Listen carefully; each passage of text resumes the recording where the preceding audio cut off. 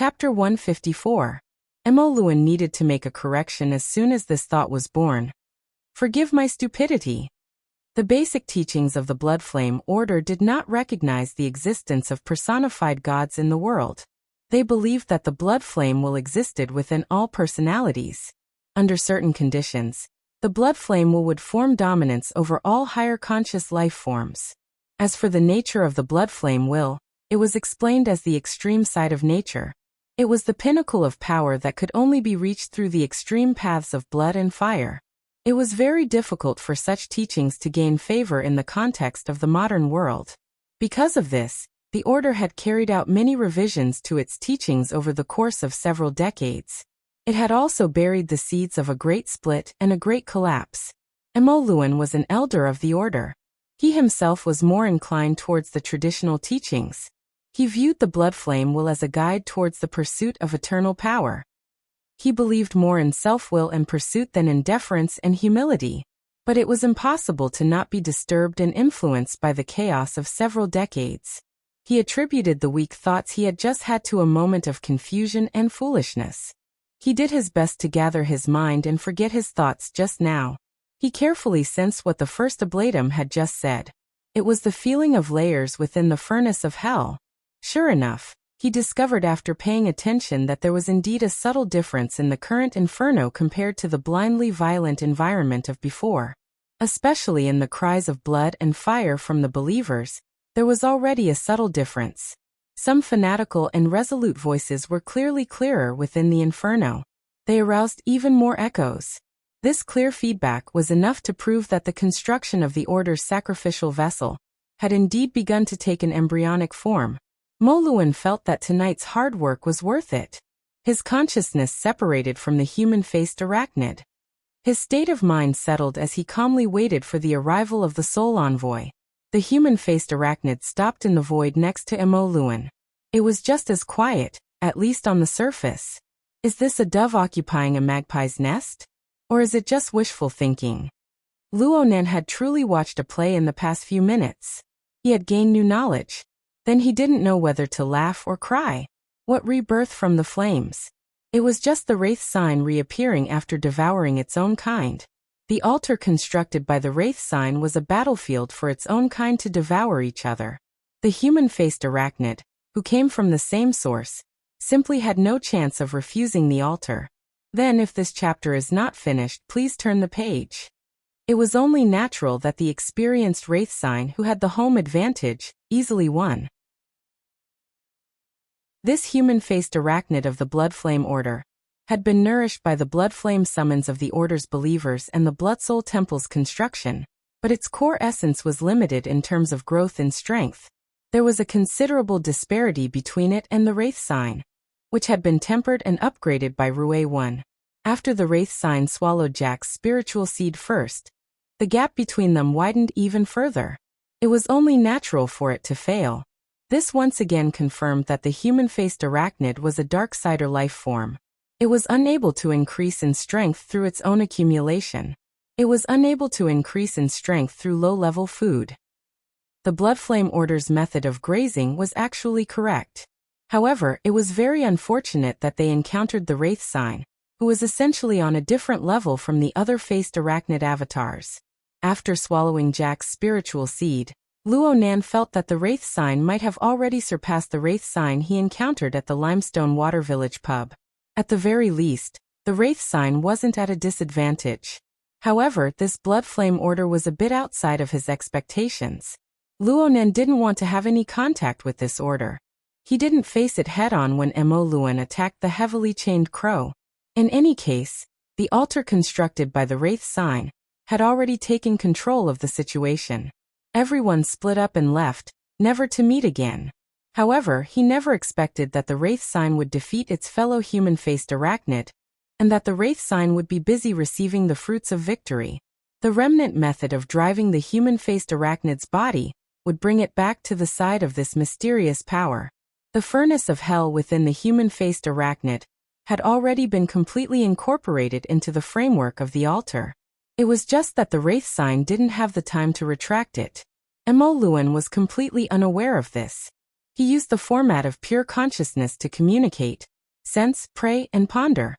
All of the energy and information circulated without the slightest bit of concealment. It was the same as displaying all of his secrets in one go. He wasn't much inferior to Jack. Grasping another person's secrets was very refreshing. But it was inevitable that he would burn his brain as to how to leave. He couldn't really let the Wraith sign follow him back to be some sacrificial vessel. At this time, Yuan's call cut in on the psychic wave network, which had just recovered normal communications. "Scout, are you okay?" I'm fine." Luo Nan's soul body floated in the air to observe. He saw Yuan's tightly knitted brows as she communicated with him.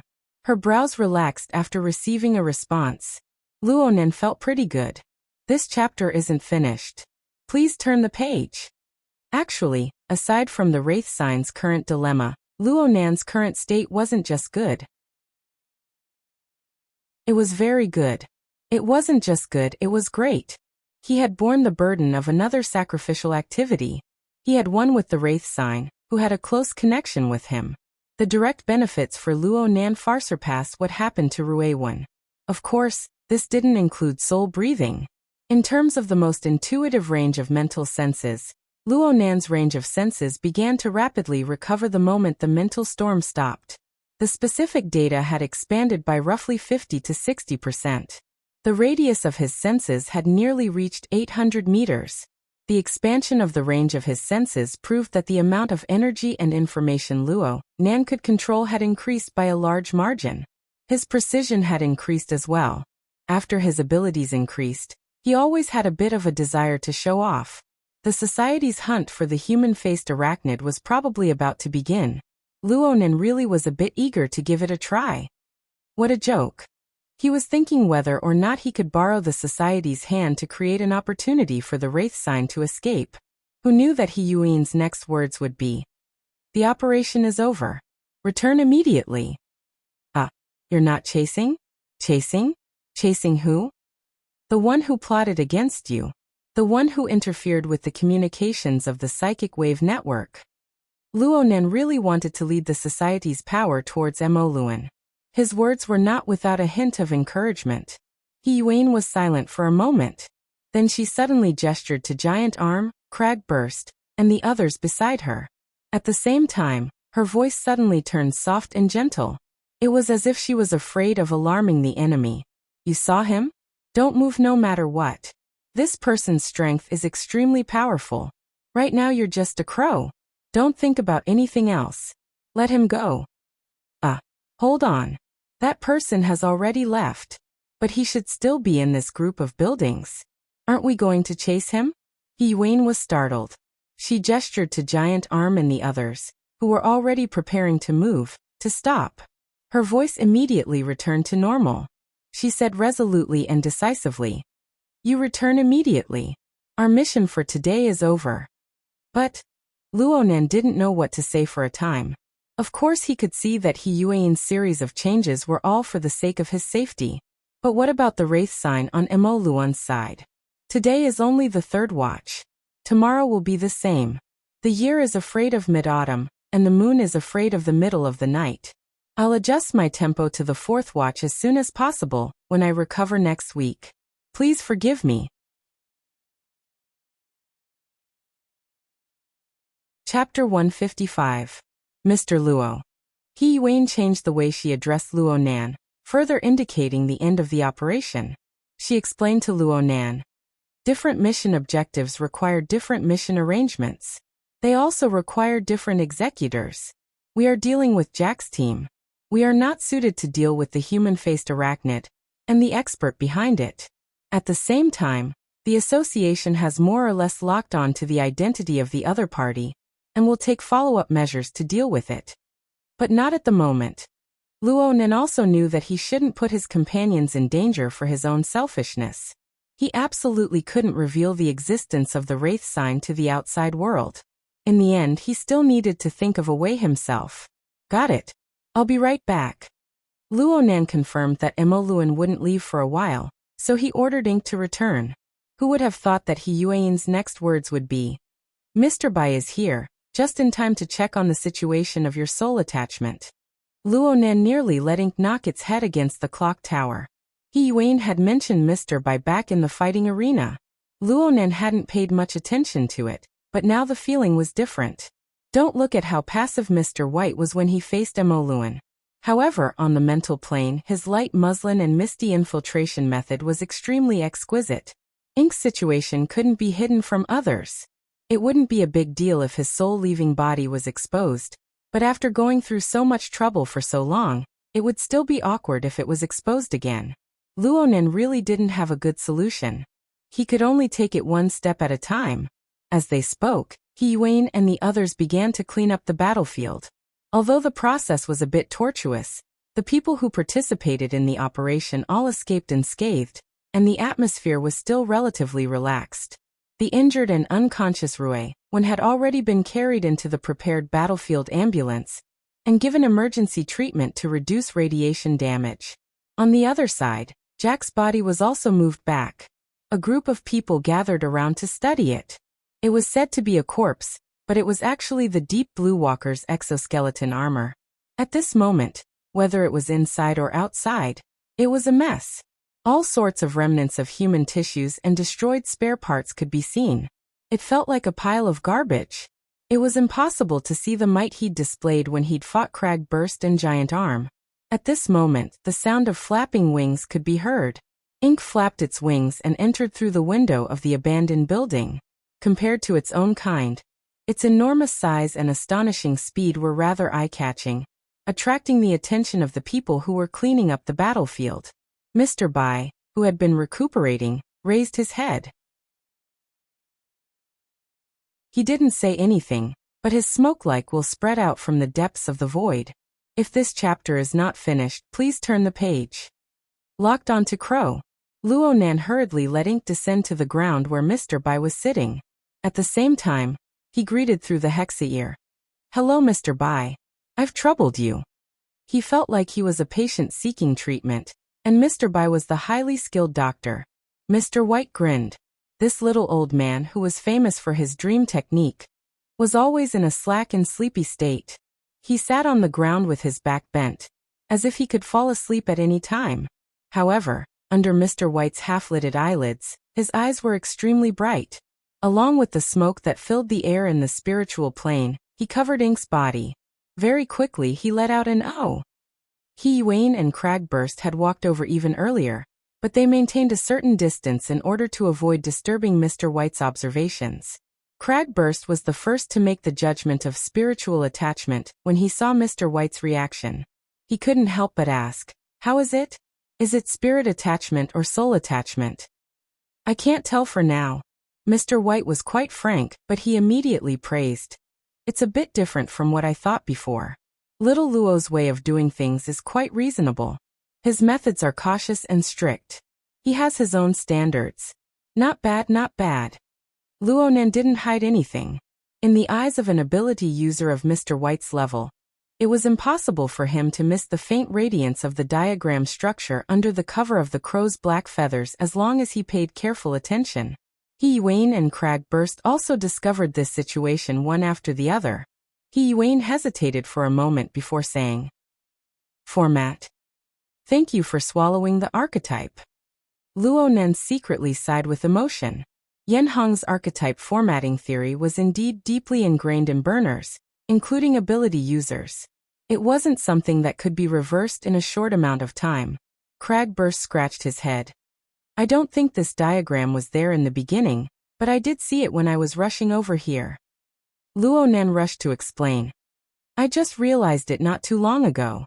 It's mainly for adjusting my state." He Yuan set the tone with a single sentence. "Is there any danger?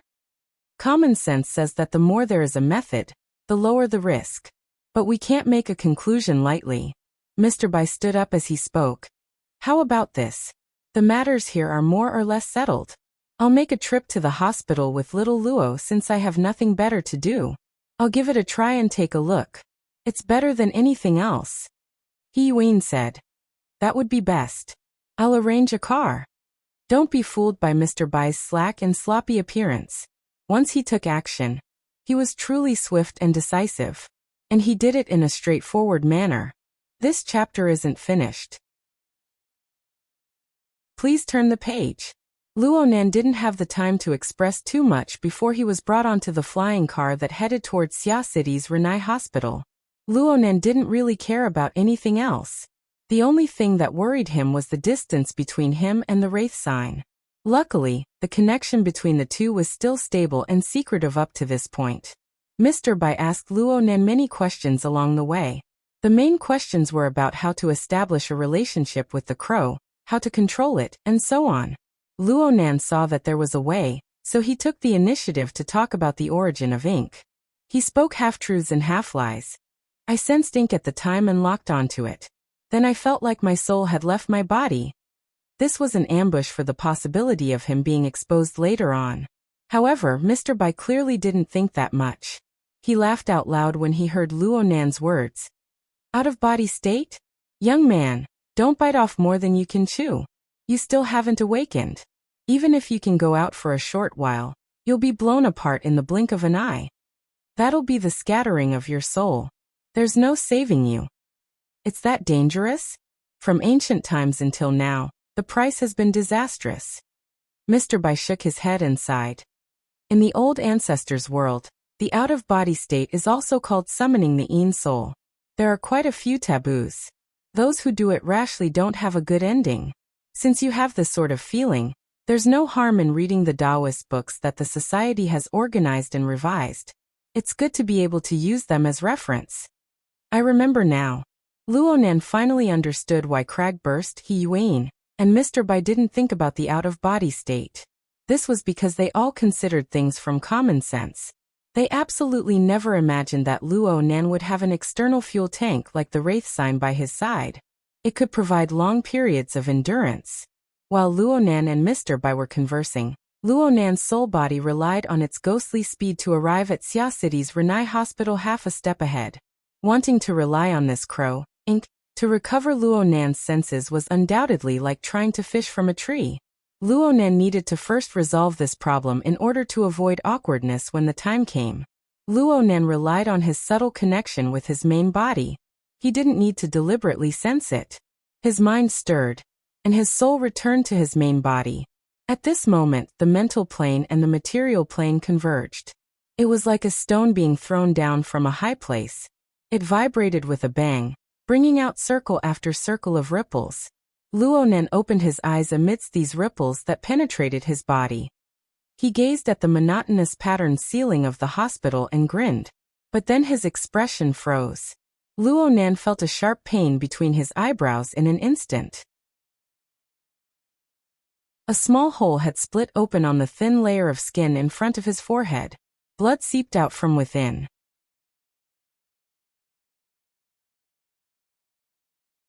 Chapter 156.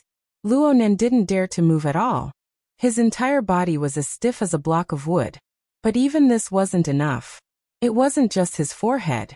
His scalp, cheeks, shoulders, and many other parts of his body felt like his muscles were being torn apart. Furthermore, the pain was still spreading. It was as if his body had suddenly turned into a thin bag filled with razor blades. Any slight movement would cause thousands of blades to pierce through his body. His soul and body were in serious disharmony. Luonan's insight and knowledge had greatly improved. He was able to grasp the root of the illness in an instant. He had once heard He Yuan mention the serious problem of the imbalance between the mind and the body, but it was only a conceptual understanding. Now he had finally experienced it for himself. Originally, his soul and physical body came from the same source and fused into one. Their energy and information were interlinked and operated in sync. Naturally, there was a relatively harmonious rhythm. Even if there was something out of line, it was still within the range of adjustment. However, Luonan's soul strength had received 2 consecutive benefits from the sacrificial offering in a single night. His soul strength had grown substantially, and he had also comprehended the mysteries of soul breathing. The corresponding changes in the operating form of energy and information were practically revolutionary. After his soul and body became one, this transformation was quickly reflected in his body. An increase in soul strength was a good thing, and soul breathing was an even better thing. It represented Luo Nan's current highest achievement in the mutual interference of the mental and material planes, the circulation and utilization of energy and information. The problem was that the material foundation of the soul and the fleshly body was ultimately different. From the display of the dynamo core's Tower of Babel, it could be seen that the soul was more or less a composition structure of energy and information. As long as the basic structure operated well, no matter how complicated the adjustments were, it could often be done with a single thought. However, the physical body was limited to basic physical properties. The various functional systems and organs had different carrying capacities and tolerances. The transmission of energy and information also required the action of a variety of chemical substances, which involved an extremely complex integrated system. Luo Nan started with the nervous system. He used various nerve drugs, walking on the line between life and death. He used a full 5 years of time before he was able to adjust the structure of his body to the requirements of the format of My Heart's a Prison. How was it possible for him to keep up with the new rhythm of soul breathing within a second? Only by comparison could one see the disparity. At this time, one could see the heaven-defying nature of Rui Wen's body. He didn't look particularly strong, but he was able to keep up with the changes in the rhythm of his soul. No matter how extreme the situation was, he was able to withstand it. This was already far beyond that of an ordinary person. If this chapter is not finished, please turn the page. The category of such functions. There was no point in being envious. That attack just now had only torn his muscles. Luo Nan should be rejoicing. If there was a problem with his fragile and sensitive nervous system or endocrine system, his body's system might shut down on the spot, or he might experience some unpredictable developmental changes. There was no point in rejoicing. If this situation were to continue, then Luo Nan's worries would have an extremely high probability of occurring. Hey Xiao Luo, are you distracted? Mr. Bai's voice was transmitted through the hexa ear, making Luo Nan remember that he was still following Mr. Bai to the hospital. He could already see the building of the hospital at this time. Luo Nan gave up on the headache-inducing matter for now. He used an excuse he had already thought of to deal with it. My main body seems to be reacting. This is very good. Mr. White was a bit surprised, but he was also very happy. This means that the connection between your soul and your body is very close. Many problems can be eliminated. Come, let's strike while the iron is hot. As he spoke, Mr. White opened the car window and signaled for ink to fly out. Go back to your original body and see if you can do it. I contacted the association in the hospital and got a temporary identity. It would be easier for me to communicate with them later. Let's keep in touch. These words were in line with Luo Nan's intentions. He immediately gave a word of thanks to Mr. Bai and urged Ink to flap its wings to fly in the direction of the hospital. Ink accurately found Luo Nan's room and stopped outside the window.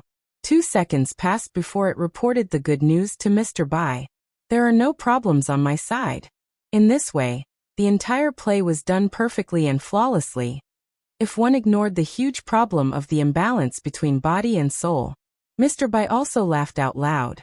It's best if it was a false alarm. Right now it's the latter half of the night. Take a rest first and catch your breath. We'll meet again during the morning ward rounds. Call me Professor Bai at that time. Luo Nan actually wanted to consult this authority on soul studies about the problem of the imbalance between body and soul. But the play had already been played to this degree. Some words were really hard to grasp. In the end, he was used to being introverted. After a moment of hesitation, his telepathic thoughts automatically responded. Okay. Thank you, Mr. Bai. The communication between the two was cut off for the time being. Luo Nan spoke with He Yuan and Cragburst, telling them to be at ease. After a round of notifications, Luo Nan shifted his attention back to his own body. The tearing sensation of his muscles spreading a step further. This was a concrete sensation. It was hard to say what the state of his internal organs were like without pain nerves. Luo Nan sighed. This chapter isn't finished. Please turn the page. He took a breath. He needed to be careful with this sort of movement. If he made a mistake, he might tear again. This was definitely not good. It wasn't paralysis. It was even worse than paralysis. What in the world was that hesitation just now? Luonan felt that he had done something stupid. In the end, he wasn't a true idiot who wouldn't turn back until he hit the wall. He knew that he absolutely couldn't afford to be stupid in this sort of matter. He immediately tried to contact Mr. Bai again. But at this time, the Wraith Sign's message came back from a nightclub several dozen kilometers away. The situation there had changed. Mo Luan of the Bloodflame Order had made the motion of controlling the human-faced arachnid. This human-faced arachnid wasn't the human-faced arachnid.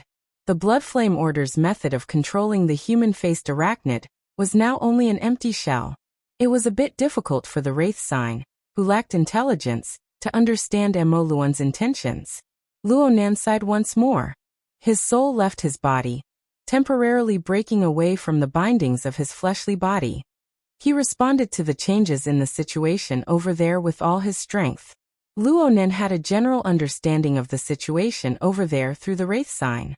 The reason why Mo Luan wanted to control the human-faced arachnid was because two soul envoys had arrived. Mo Luan didn't know that the Ability User Society didn't have any intentions of continuing to chase and kill him for now. They were still proceeding strictly according to the Order's evacuation plan. The so-called soul envoys looked like a young man and woman who loved to play around. They were no different from the majority of the people still lingering in the nightclub. However, when the man and woman entered the room where Mo Luan and the human-faced arachnid were, they immediately knelt to the ground after confirming the location. Even though they couldn't see the scene on the mental plane, they silently prayed.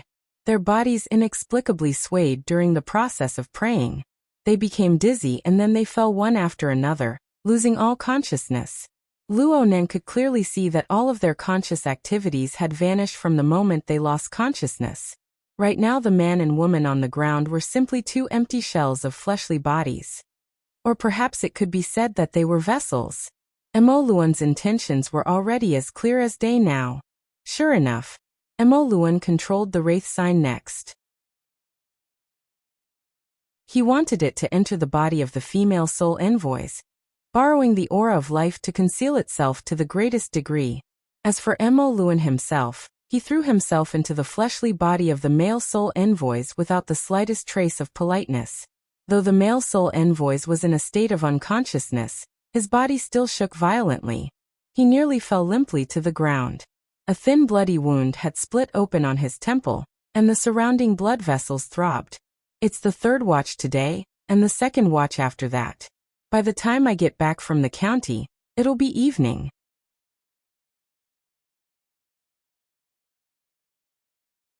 Chapter 157. It was as if Luonan was looking at a reenactment of the difficult problem he had encountered in the past. Judging from the current situation, it was clear that the soul envoy's body couldn't bear the infusion of Mo Luan's soul energy, and was damaged. How would Mo Luan solve this problem? In the event of an accident, he couldn't command the soul envoy, who could be cut into pieces at any time, to fight, could he? With the Wraith Sign acting as a fulcrum and cover, Luonan opened his God perspective to conduct a comprehensive observation of Mo Luan. Mo Luan was completely unaware of this. He adjusted step by step, allowing the soul envoy to gradually adapt to the infusion of soul power. Luonan had already exposed his method of operating energy and information back at the Wraith Sign. Luonan observed and guessed, and he was able to figure out most of Luonan's steps. Is that so? Luonan was like an apprentice. He followed the movements of his instructor, and began to try them out. The first is self-limitation. He adjusted the rhythm of his soul's breathing and slowed down the speed and efficiency of his energy and information circulation. He even intentionally blocked some of them to reduce the enormous pressure on his body. The range of Luonan's mental senses began to greatly shrink. From a radius of 800 meters, it shrunk all the way to less than 10 meters. At this point, it was only about 1% of the soul's spiritual senses. No matter what, it couldn't shrink any further. This was the bottom line for maintaining the soul's current configuration and rhythm. It was a basic unit. But even so, it was nearly twice as large as the 5-meter radius yesterday morning. And the information processing pressure was still not small. This was the second step. Keeping a distance. Luonan followed Mo Luan's method and let his soul lean into the depths of the mental plane.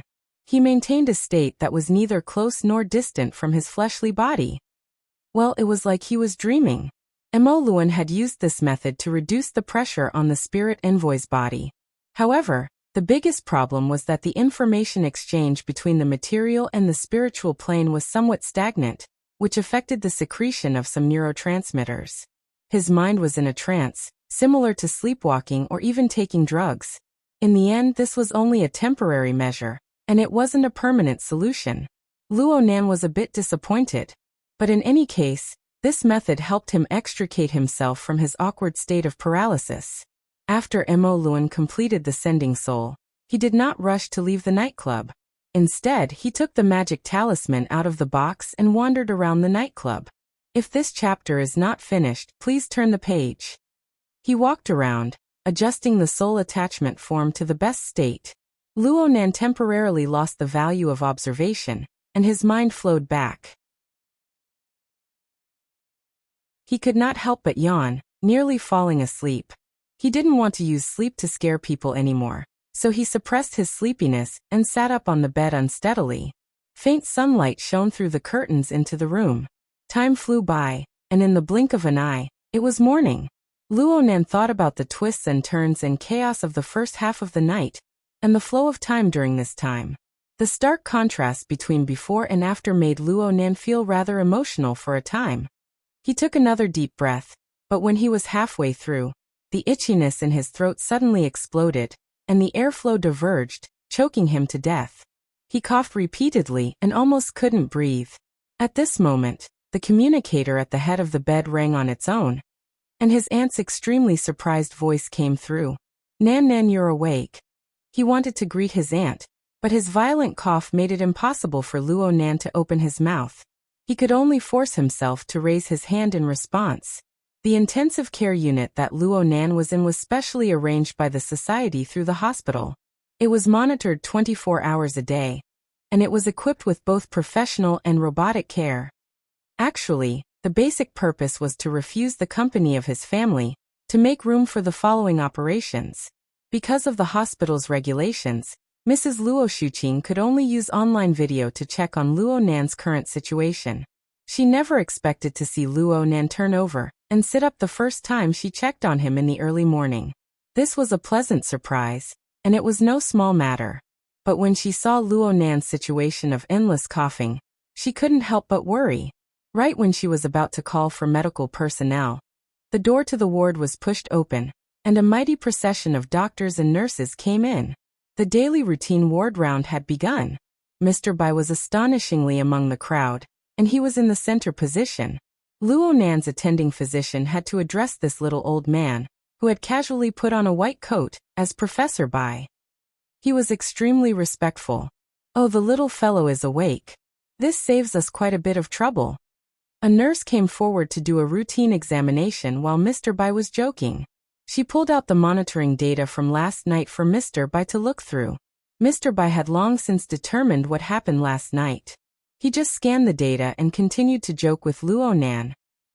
"What's going on with your forehead? You didn't wake up from the fall, right?" The wound on Luonan's forehead was a tear in the epidermis. Please continue to the next page if this chapter doesn't end. The wound had already scabbed over and stopped bleeding. It looked as if he had been hung by something. There was only a shallow wound on his forehead, which was more eye-catching. Cough. "I don't know where I hit it." Luonan still couldn't stop coughing. His words were intermittent. Mr. Bai walked over with a beaming smile. He checked Luonan's body's condition step by step. In other words, he rolled his eyelids and so on. At the same time, Mr. Bai's voice transmitted into Luonan's hexa ear. "Idiot! Shouldn't you be saying something like, 'Why am I here?' Cough. Why am I here?" Luonan's mind had always been dizzy due to the side effects of the blood pressure reduction. He really did say whatever he was told to say. He was extremely obedient. Mr. Bai was very happy.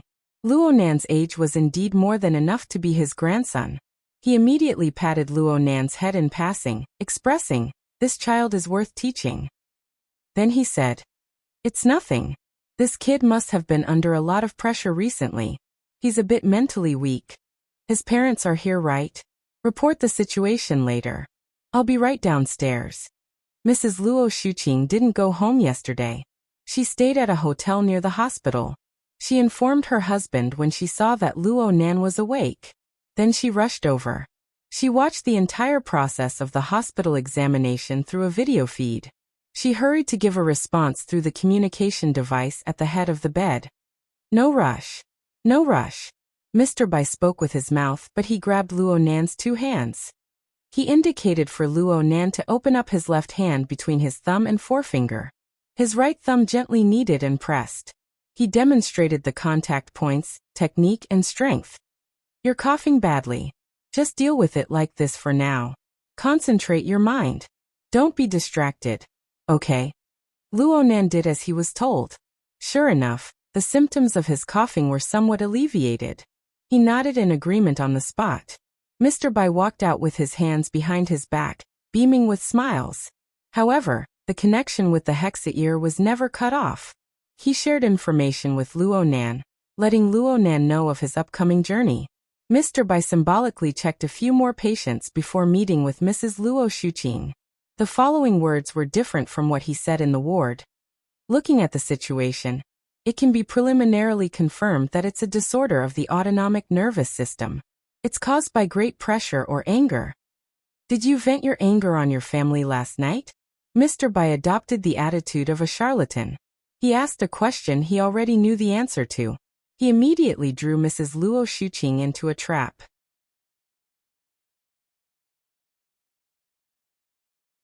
Chapter 158. No. It's because of what happened outside. Luo Shuqing thought of the scene in the restaurant last night. She couldn't help but feel her chest tighten, and her breath quicken. She ground her teeth to pieces. What more Luo Nan, who had his neck strangled by that bastard? Mr. Bai nodded. No matter what, the symptoms have already manifested. The next problem is treatment. You did an examination at Anhai's place yesterday, which basically explained the situation. The patient has 2 special points. One is that he is in his puberty period. The other is that he has a history of hereditary diseases. These all need to be considered. Under the influence of incorrect information, even a capable person like Ms. Luo Shuqing could only be manipulated by others. Her mind was restless. She asked, You mean? My general recommendation is that there is no treatment. Taking medicine is not a good method for a child like this. Instead, he should rely on environmental regulation and self-regulation. At this stage, a family atmosphere is very important. Self-control is also very important. Simply speaking, it is to relax, recuperate, and follow a routine of work and rest. It is not recommended that he engage in heavy physical and mental activities. Of course, the current symptoms of drowsiness, coughing, and so on need to be interfered with to avoid affecting his quality of life. How about this? First, stay in the hospital for 2 days. Soak in a nutrition pod, and do some psychological counseling. Let him learn how to relax. Ms. Luo Shuqing didn't respond, but Luo Nan could no longer hold it in. Mr. Bai, why do I need to stay in the hospital? Because you really are sick. Your autonomic nerves have been damaged. Mr. Bai deserved to be called an authority in the study of souls. His mental cultivation was deep. He could multitask with plenty of time. The sudden cough is the most obvious evidence. Also, are you very thirsty right now? Who are you showing this early in the morning? Who are you trying to impress with your drooping eyes? For a young man who can already use Soul Host to show these symptoms, it's obvious that there is a problem with his physiology. Luo Nan was speechless for a moment. He watched as Mr. Bai made his aunt willingly go through the procedures with just a few words. He pondered for a long time before speaking. Is it because of the imbalance of body and soul? It's good that you know your place. Mr. Bai sighed. I can see that you are very talented in the study of souls. You learned it yourself, and you can use Soul Host to soul attach. This chapter is not finished. But which part of his body had been enlightened? Why did his spiritual cultivation improve again? I've just tested it. Your ability on the spiritual level is quite unique. Even I can't delve too deeply into it, so as to avoid causing more stimulation. But the more it was like this, the more troublesome it was. One had to know that compared to the soul, the improvement of the body was too small, and it was very easy to be left behind. In ancient times, many senior experts abandoned their bodies because of the imbalance in the progress of their souls and bodies. They were either self-righteous or had no choice but to abandon their bodies.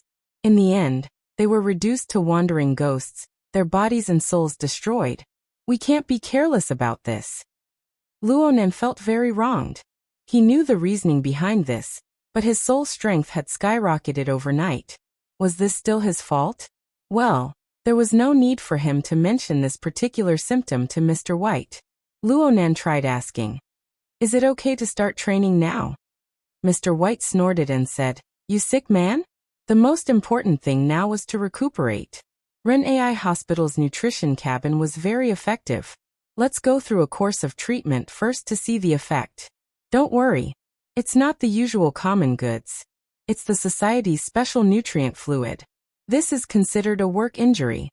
Wait until the observation period is over. If you want to get better results, you can contact the society's high-level pharmacists. 1 or 2 points should be enough to get someone to concoct medicine for you." "Oh right, you just joined the society. Do you know what honor points are?" "Yes, I do. But I still need to use medicine?" Luonan had long seen that Mr. White was a humorous person who didn't bother with trifles. He was also a warm-hearted person. Luonan relaxed a lot when he spoke. "Then why did you say that there was no cure?" "I was afraid that your parents would give you the common goods on the market. Let's not talk about whether the target is right or not. If the stimulation is too light or too heavy, the situation will become more troublesome. What do? Mr. White immediately introduced Luonan to the situation of several high-level pharmacists in the society. But Luonan heard a few words, and sleepiness bubbled up in his mind. He was a bit unable to calm down. He answered in a daze. "How's Brother Octopus?" "Octopus? You're familiar with him?" Mr. White sensed Luonan's state, but he didn't take it to heart. He just spoke truthfully. "That kid isn't bad, but he specializes in hallucinations and potential stimulation. This chapter isn't finished. Please turn the page. We don't get along in this situation. But as a pharmacist, his connections are stronger than mine. You can consult his opinion." Luonan's impression of this warm-hearted and selfless old man grew more and more favorable. He promptly expressed his thanks. Mr. White emphasized a few taboos that Luonan needed to pay attention to. Then he let Luonan sleep first. This would make it convenient for the hospital to do further examinations. Luonan really couldn't hold on any longer. He gave his thanks again and fell onto the bed. Who knew that a new message would come from the Hexa at this time? It was a brief report on last night's mission. From Luonan's understanding, a brief report meant honor points. He was about to use it, so he suppressed his sleepiness and opened it to read.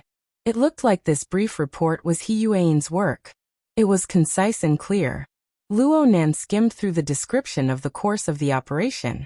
Then he looked at his own evaluation and points. Luonan's performance in this operation was mainly in discovering problems in the early stages. And in the early stages of the operation, he excelled in completing the reconnaissance mission.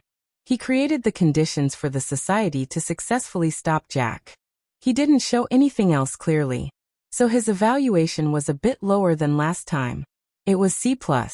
His honor points were at 3 points. He was still in the first echelon. His current honor points had already reached 7 points. His accumulation speed was quite astonishing. It looked like he needed to seriously understand the society's shop.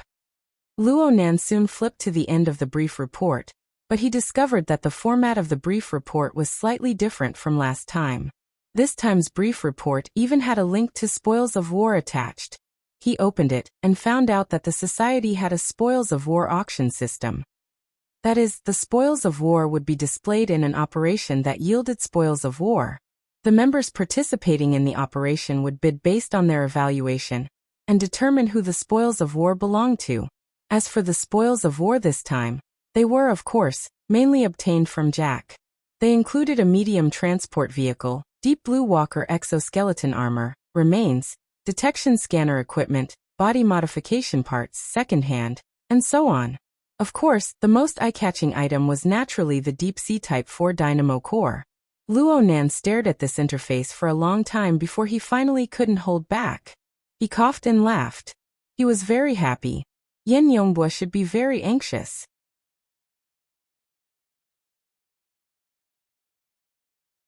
Chapter 159. Luo Nan paid the most attention to the deep-sea Type 4 dynamo core within the series of Spoils of War. He remembered watching the scene from the sidelines. After the dynamo core lost the stimulation of energy and information, the separated filaments were retracted one after another. The wheat seed structure also became loose, returning to a 4 to 5 centimeter thin needle. It was very similar to his external neuron. A cutting-edge product that might very well be of the same origin as the external neuron in his possession. A direct clue that might very well be related to his father's whereabouts. Luo Nan was extremely interested in these spoils of war just based on this point. Moreover, Luo Nan had watched the entire negotiation process between Jack and Yin Yongbua. Naturally, he knew the value of the dynamo core and its related technology. At the very least, in the eyes of those who were observant, even if all the other spoils of war were to be combined together, they wouldn't even be worth half a fraction of it. The first thing Luo Nan did was to look at the bidding situation for the dynamo core. However, the bidding description showed that the spoils of war were still in the evaluation phase. It seemed that the society was unable to determine its value. Jack's brain nucleus was also being evaluated. This was a little surprising. The brain nucleus was admittedly an important processing center for the altered human, providing high-level thinking and emotional templates. However, it was still a mass-produced product after all. There was no reason for it to be placed on the same level as the dynamo core. Oh wait, I remember that this thing was wrapped inside the dynamo core? Luo Nan recalled the situation at the time. After the dynamo core had removed its metal wheat seed form, it had indeed dropped this brain core. Even earlier, when the Wraith sign probed Jack's brain, it discovered that the dynamo core was also surrounding the brain nucleus. It was unknown if there were any special requirements inside. There were too many mysteries surrounding Jack. Thinking back to last night, he had originally wanted to find out more about Yin Yongbua, but a freak combination of factors had caused such a huge scene. Jack was one of the most important catalysts. The Deep Blue World and the Apocalypse Laboratory were all unheard of. If Jack hadn't exposed them, how would Luo Nan have known of these things? After Jack's death, many clues were lost. He wondered if the association could put in more effort and dig out more relevant information. If this didn't work, Luo Nan would have to do it himself. He was pondering over Jack's secrets when a sudden connection suddenly cut in. It was Cragburst. Hello? Hello. Scout, are you feeling better? How does it feel to have a good sleep? I still want to sleep. If this chapter is not finished, please turn the page. Luo Nan and Cragburst's friendship was extraordinary thanks to Knight's close cooperation. Still sleeping? Rue Wen is the same, even worse than you. She has never woken up, but her injuries are much more serious than yours. With that kind of injury, there's no harm in sleeping more. Though they weren't placed together, Luo Nan knew more about Rue Wen than anyone else through the intermediary effect of the format pyramid. According to his deduction, it would be difficult for the girl to wake up within the next 2 days. This little girl, Rue Wen, had an innate ability to sense danger. Even when she was unconscious, it was still operating instinctively. During continuous battles, the rhythm of her body and soul was directed towards rapid recovery. However, once the situation slowed down, the rhythm would become extremely slow. It was as if she wanted to take a long nap to conserve her energy. Luo Nan really needed to learn this method of making precise adjustments according to the changes in the external environment. Oh right, you want to play bidding? Luo Nan jumped in fright from this fellow. Even his sleepiness was swept away a bit. How did you know? Look at the interface. It's clear who's online and who's paying attention. You don't even know this. You're just a rookie, and you still want to compete with others for money? Cragburst laughed loudly.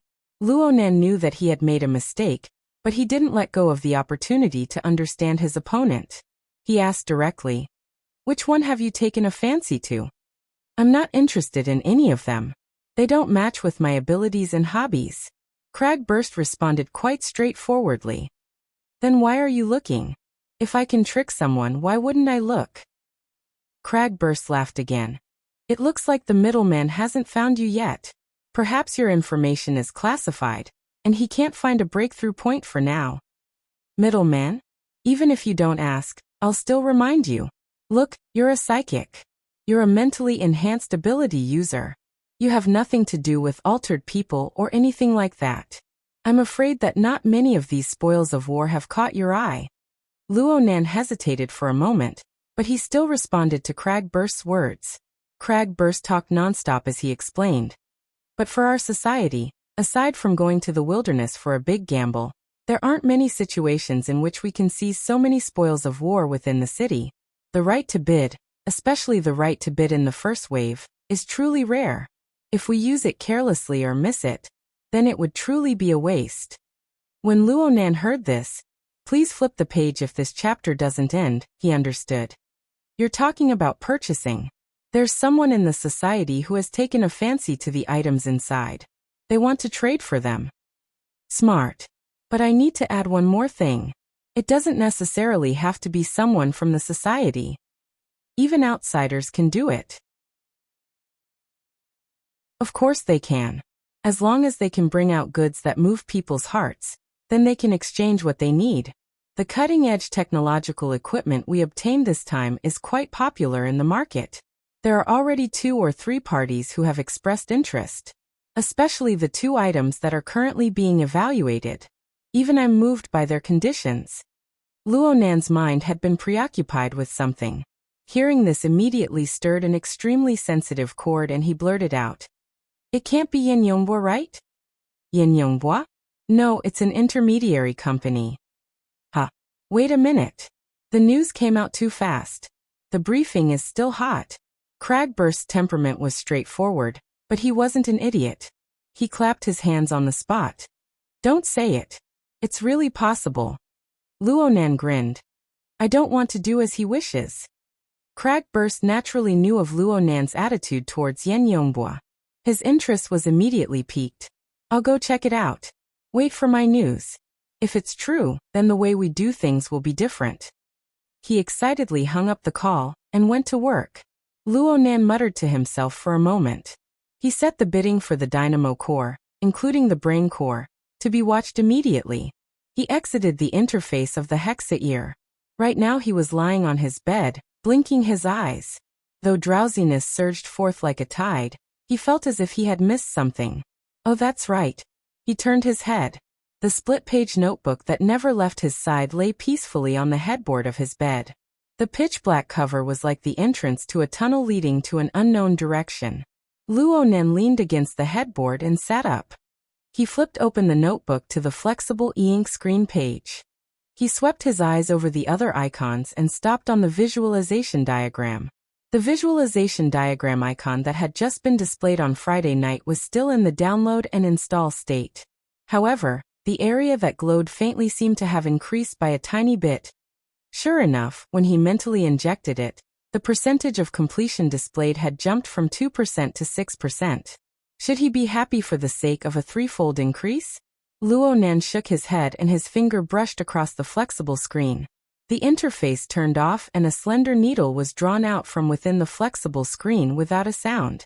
The next update will be around 2 in the morning. Everyone, don't wait. Let's see it tomorrow morning.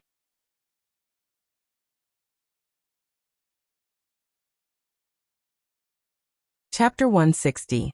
Luonan focused his gaze on this dynamo core that he had long since possessed. Compared to the Deep Sea Type 4, Luonan was certain that this dynamo core was nearly twice the length of the Deep Sea Type 4. And clairvoyance on the mental plane could see that the electricity flowing on the dynamo core was much more intense. It was probably because the model was different, but he didn't know how to address it. From Luonan's current perspective, this toy, the dynamo core, was truly very peculiar. It possessed a feeling of substance on the material plane. Yet it constantly affected the mental plane. The mental and the material interfered with each other, blurring the positioning of its material.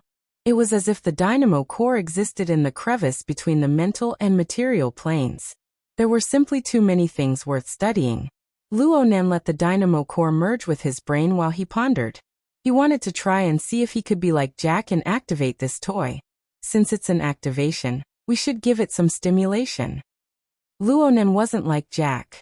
He didn't have a dedicated power transmission line, so he was unable to provide enormous electrical support. All he had was soul energy. He didn't know what to do either. He simply let his soul power seep in, and it quickly turned into a form of observation. The range of his spiritual senses shrank rapidly in exchange for an increase in accuracy. But for now, no matter how much the range shrank, it was still locked within a range of 10 meters. No matter how much his accuracy increased, it was still swaying around the millimeter level. His best record was still some distance away from 1/10 of a millimeter. This obviously wouldn't work. If one were to use the standards of cutting-edge technology to determine the precision of the dynamo core's craftsmanship, it would at least be at the nanometer level. That was 1/millionth of a millimeter precision, which was close to the atomic scale. Just thinking about it made one despair. However, Luonan still knew that within the dynamo core, there existed an inconceivable subbrain chip within the neuron-like structure of the cell body. It bore the burden of a huge amount of coding, translation, and calculation tasks.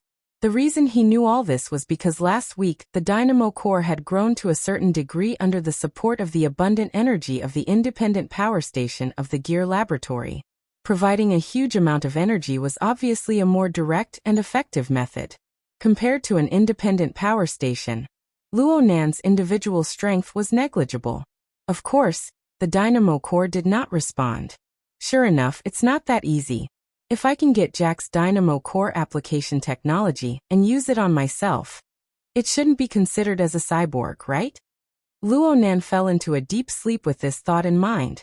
However, less than half an hour later, he suddenly opened his eyes and moaned. This won't do, it's too dangerous. The method that Luonan provided was indeed only a temporary measure. It wasn't completely correct. Luonan, in order to lose weight. If this chapter is not finished, please turn the page. Lightening the pressure on the body, making the soul and the physical body inseparable, tilting the soul deeper into the mental plane. At first, it was fine. The pressure on the body was reduced. Other than lethargy, coughing, and occasional shortness of breath, there were no other symptoms.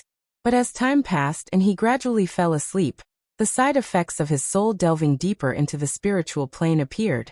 Chaotic, too chaotic. No matter how much Luonan desensitized the noise of his soul, the basic unit was right there. As long as the soul configuration, a concept he learned from Jack, fell into reality and truly existed, the circulation of energy and information would never stop. All sorts of information in the surrounding environment would be used at all times. In particular, this was a hospital, an inpatient department. Almost all the creatures here carried some sort of illness. One or two didn't matter. But when dozens or hundreds of them gathered together, they formed a gloomy and chaotic spiritual wave that covered every floor. A normal person might only feel a bit depressed, but Luonan could even hear the despairing weeping and howling of the patient. Life was withering and decaying, energy and information colliding. Everything was gloomy and deathly still. It only took half an hour for Luonan to feel depressed. He couldn't go on like this. Luonan tried to find a better place for his soul to rest. But the problem was that this kind of place didn't exist on the mental plane, but it was in a deep and secluded area. It was far from the material plane, so it was impossible to maintain the state of being inseparable from the physical body. Wouldn't this be an out-of-body experience? Luonan tossed and turned on the bed. He was clearly sleepy, but the disturbance was endless. He was tormented to the point where he wanted to contact Mr. Bai and ask to be discharged. There isn't a single one that can accommodate soul strength without leaving the body. Huh? Luonan suddenly opened his eyes and grabbed the notebook at the head of the bed. With a thought, the dynamo core of an unknown model seeped into his body from his palm, traveling all the way to his brain. He referred to Jack as an example, and let the dynamo core stop at the central mass between the left and right thalamus. He poured his soul clairvoyance into it, entering the marvelous crevice of mutual interference between the mental and the material. It's working. It's really peaceful. It's like there's nothing at the end of the deep void. Luonan really fell asleep this time. It was incomparably peaceful. It was already 4:30 in the afternoon when Luonan woke up. It just so happened to be visiting time. His aunt was in the ward, staring blankly at him, lost in thought. Aunt. Luo Shuqing's gaze connected. This chapter isn't finished. Please turn the page.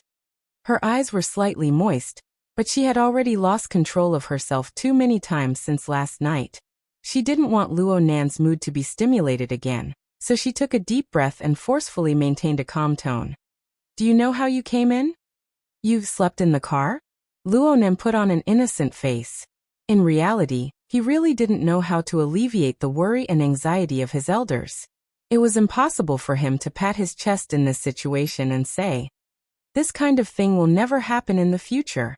On the contrary, this kind of thing will probably happen more and more often in the future. Luonan's hesitation made Luo Shuqing comfort him. Are you feeling better now? The doctor said that it's mainly a neurological disorder. The symptoms aren't serious and you don't need to take medicine.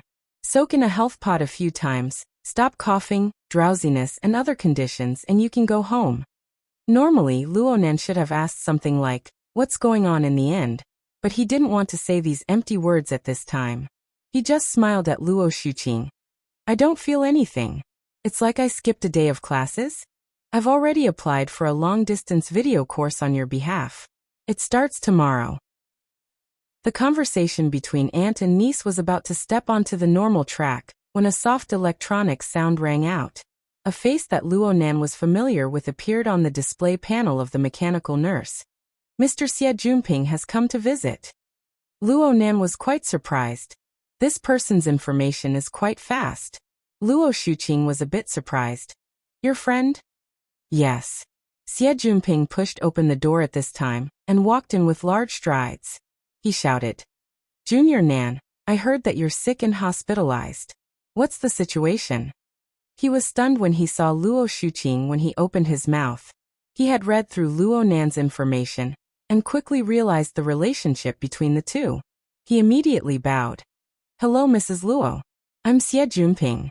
I'm the same as Luo Nan, I'm also at Acumen College. It must be said that before Luo Shuqing saw through Xie Junping's nature, this fellow's bright and cheerful appearance gave people quite a good impression. Luo Shuqing's first impression of him was quite good. Luo Shuqing was a very traditional woman by nature. Even though she really wanted to speak a few more words with her nephew, she still paid great attention to etiquette since they were guests. She chatted a few words with Xie Junping before excusing herself to understand Luo Nan's condition. She gave the two youngsters space to converse. Xie Junping bowed all the way as he saw Luo Shuqing out the door. He came back and bragged. Even though a certain someone isn't sleeping and is hospitalized, the procedures related to the Order Club were all done in 3 days.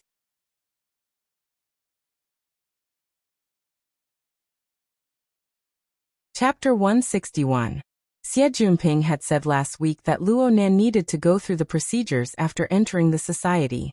However, Luo Nan had slept for an entire day over the weekend. On Sunday, he had gone to the sanatorium to accompany his grandfather. On Monday, he had been directly admitted to the hospital. He had tossed all of these matters aside. It was fortunate that Xie Junping had picked up all of these matters. Luo Nan was a bit embarrassed. He expressed his thanks and buried his head in a pile of electronic documents. Xie Junping had been explaining the purpose of each document to Luo Nan in the beginning, but then he saw that Luo Nan was completely ignoring him. Luo Nan was wholeheartedly focused on signing, displaying complete trust in Xie Junping. Xie Junping felt comfortable in his heart, and simply began to chat. Of course, the topic of conversation was always about gear. Brother Nan, you just don't like the construction society, right? I don't think you need to worry too much.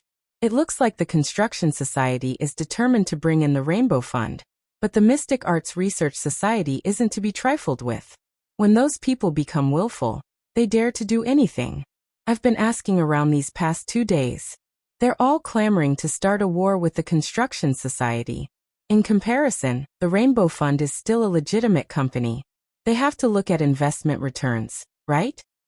What if the manager goes crazy? Luonan put down his digital pen for the first time. He raised his head and asked, Gear. Aside from its location and design, are there any other high-value assets? I've never heard of this. Why do you think so? Right now, the premium between the two sides is not particularly serious. Luonan didn't speak. He learned something from Cragburst. After last night's conflict in the dining room, Yin Yongbor really put in a lot of effort when he talked about gear. He treated it as a proper business, and even gave the lawyer a deadline. It seemed like someone was forcing him. This was completely different from Luonan's initial conjecture of personal reasons. Also, the Mystic Arts Research Society also had an incredible background. Last Friday night at the Limestone Water Village pub, Luonan discovered during his operation that this society was actually related to the Order of Justice. In the past, Luonan did not have a direct understanding of the strength of a secret order. But this time, the power grasped by Elder Mo Luan of the tiny Bloodflame Order was an eye-opener for him. From this, it could be inferred that the Order of Justice, whose strength was far above that of the Bloodflame Order, was certainly an incredible colossus. The bidding war between the Mystic Arts Research Society and the Construction Society seemed to have broken away from the competition between school societies and sponsors. It had entered a completely different level. Hopefully he was just thinking too much. Of course Luonan had gear. If this chapter is not finished, please turn the page. Irreplaceable significance. He also believed that his mother's designs had the power to become a classic. But for powers like Quantum Corporation and the Order of Justice, what was the actual value of a wetland building? Luonan hated that he couldn't immediately return to school to see what was going on. At 5 o'clock, the hospital's visiting hours ended. Both Xie Junping and Luo Shuqing were persuaded to leave. On the other hand, Luonan truly began his health pod treatment. There was no dinner, and he had to be stuffed naked into a translucent nutrition pod. The most embarrassing thing was that Mr. Bai had personally come to supervise. Luonan seriously suspected that this overly carefree little old man had come to see him make a fool of himself. Don't be nervous. Don't you have a filter? If he could breathe, he would just take it as sleeping in the bathtub. By the way, since you just woke up, do you want to play some games? There's even a game? Luonan was wearing a breathing apparatus, so he couldn't open his mouth. He could only watch with wide eyes. Through the Hexa ear. Mr. White smiled as he switched to the Hexa ear channel. Ouyang has migrated quite a few games to the Psychic Wave network. They are updated in a timely manner and are very popular. For example, there are games like 10 Days in the Wilderness. Don't you youngsters like to play? Hold on. Don't jump around like this. Mr. Bai tapped his own forehead. I heard that your application of the Hexa ear has already reached the computer level. That's how it is. This is a typical manifestation of an imbalance between body and soul. It seems that you've learned to attach your soul without a teacher. Perhaps the 4th level simulator won't be a problem for you. If you get addicted to playing, your soul strength will increase. Then you'll be in big trouble. Simulator? It's similar to virtual reality. In the Hexa ear, it goes from basic interactive applications to active collection and operation of energy and information. It breaks away from the limitations of the fleshly body and materializes self-logic on the psychic wave network. Luonan blinked and concluded, out-of-body state? Mr. Bai raised his eyebrows. That's right. This kid's brain is really fast. This is the out-of-body state. It's also called astral travel. On the psychic wave network, there's the protection of energy. The risk of an out-of-body state can be minimized. You can try it in the future, but you absolutely can't right now. Not only can you not play games, but you can't leave the body. There's also meditation. Oh right. You can meditate, right? I can visualize a bit. Isn't that about the same? It's the same. All methods that can increase soul strength can't be used. Here. This chapter isn't finished. Please turn the page. At your level, visualization is no longer a game of pure thought. It is necessary to gather and operate energy and information at all times. This will bring enormous pressure to the fleshly body. You'll truly lose your balance. When the time comes, it'll be a bit easier for you to just die. Mr. Bai's words knocked Luo Nan back to the cold reality. He could only laugh bitterly for a time. Reality was like this. If he hadn't learned a bit of expediency from Mo Luan, and if he hadn't had the dynamo core to entrust his soul to and dispel the pressure, Luo Nan would certainly be living a life worse than death. Mr. Bai scared Luo Nan to let him understand the seriousness of the matter. Then he gave a solution. If you really can't do it, then chat. This old man won't chat with you. You can find someone else. Cragburst is a chatterbox. That secretary seems to treat you quite well. She's even a beauty. Luo Nan rolled his eyes while the nutrient fluid hadn't covered his face yet. Oh right. I'll go find Ouyang and seal your privileges. Kids are always unreliable. The old mister did what he said. He patted his butt and left. Luo Nan really admired this old man. But he really did relax quite a bit after being messed around like this. He didn't feel any discomfort even though he was covered in the nutrient fluid. But soon, Luo Nan was faced with a real problem. He really couldn't sleep. There were many things in his mind, but he couldn't find a clue. It was a mess, and his brain was especially excited. It was very tiring. Did he really have to chat? Helpless, Luo Nan scrolled through his friend list on the Hexaear.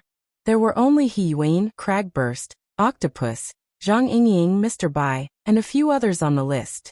Which one should he choose? Someone had already taken the initiative to make a choice for Luo Nan while he was in a dilemma.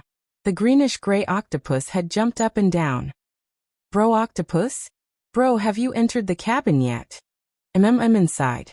Luo Nan had already contacted Octopus before starting the treatment. They discussed the matter of concocting the nutrient fluid. As a professional, Octopus gave Luo Nan many useful suggestions. He also wanted to help Luo Nan contact a suitable pharmacist. In the professional field, Octopus's horizons no longer stopped at Xia City. He looked to the entire world. He recommended Luo Nan an authority in the field of nerve repair, Dr. Clay, who was far away in Los Angeles, America. He even volunteered to make the contact. Right now, there was already a result. Bro, I have the latest news.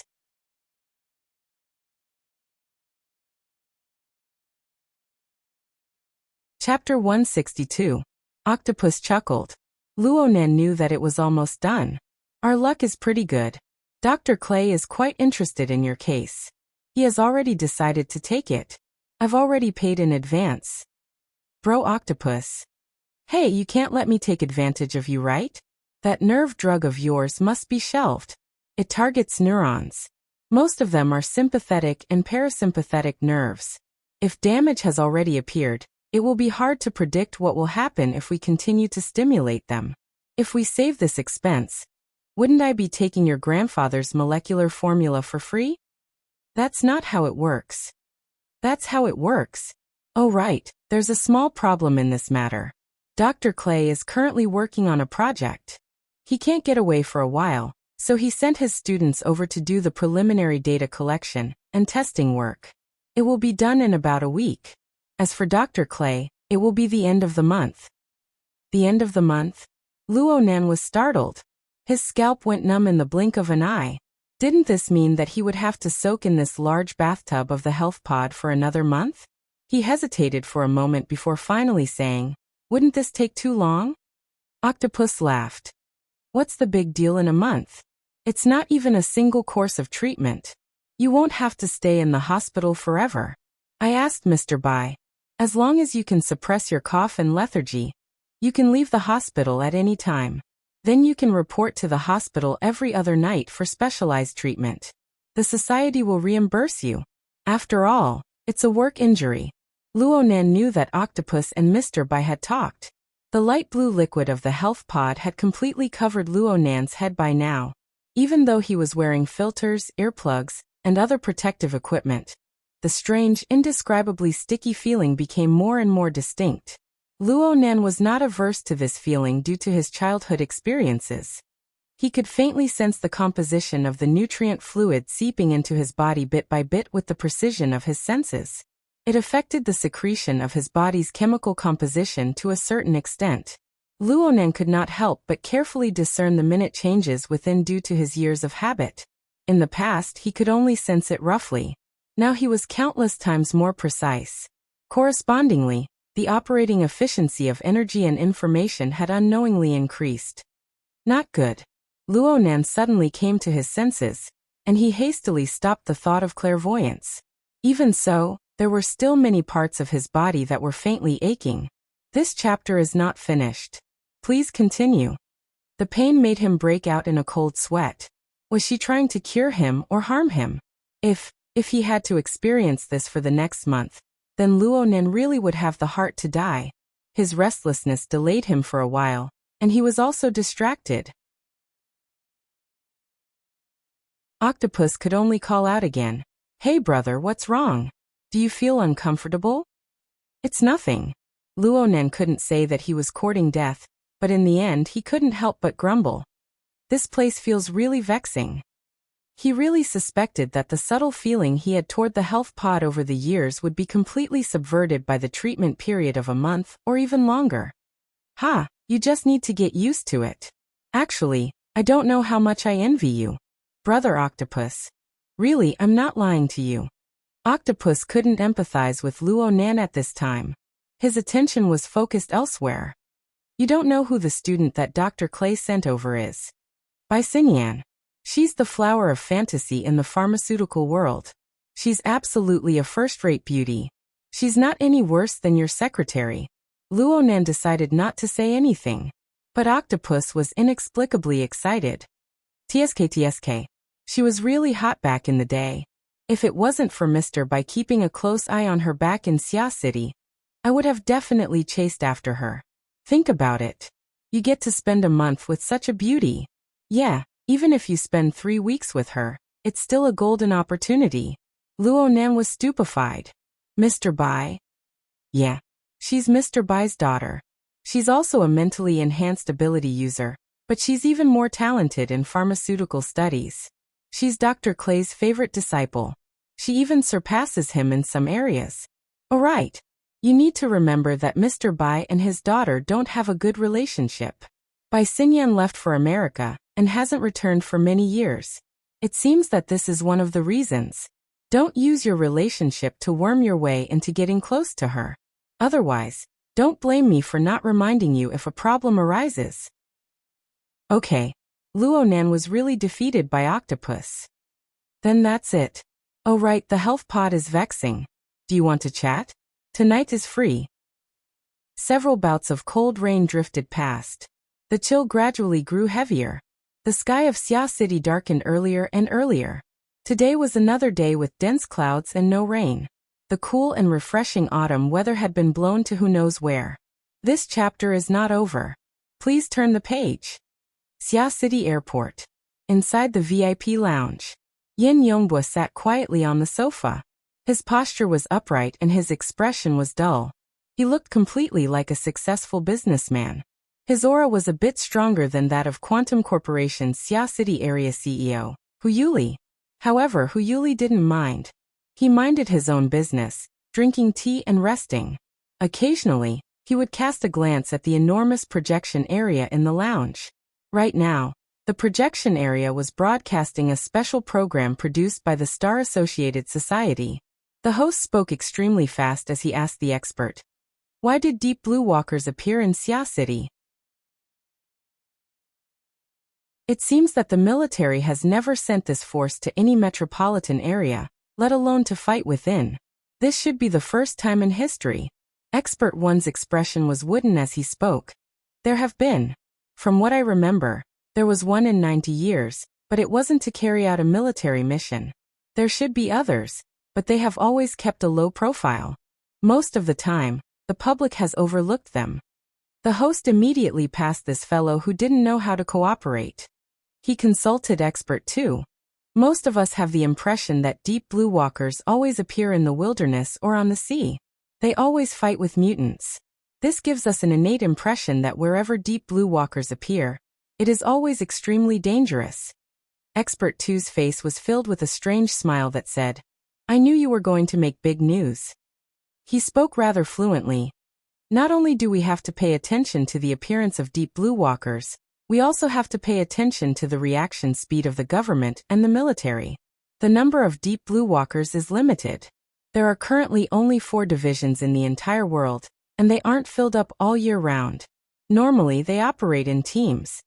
Currently, combining all the information, the number of deep blue walkers that appeared in the early morning hours of the 1st is already very large. The possibility of a temporary transfer is very small. This means that they have always been in the vicinity. They might even be on standby in Xia City. As for why, we can only see the subsequent developments and the information excavated by all parties. Expert 2 didn't present any actual evidence, but he gave people unlimited room for imagination. Only then was the host satisfied. Now we will cut to a short video to further understand the deep blue walkers. At this moment, a sweet-sounding bell rang out in the lounge, indicating that the passenger spaceship they were waiting for had already entered the airport. Hu Yuli and the other pickup personnel all stood up. Only Yen Yongbua stared at the projection screen without moving for a long time.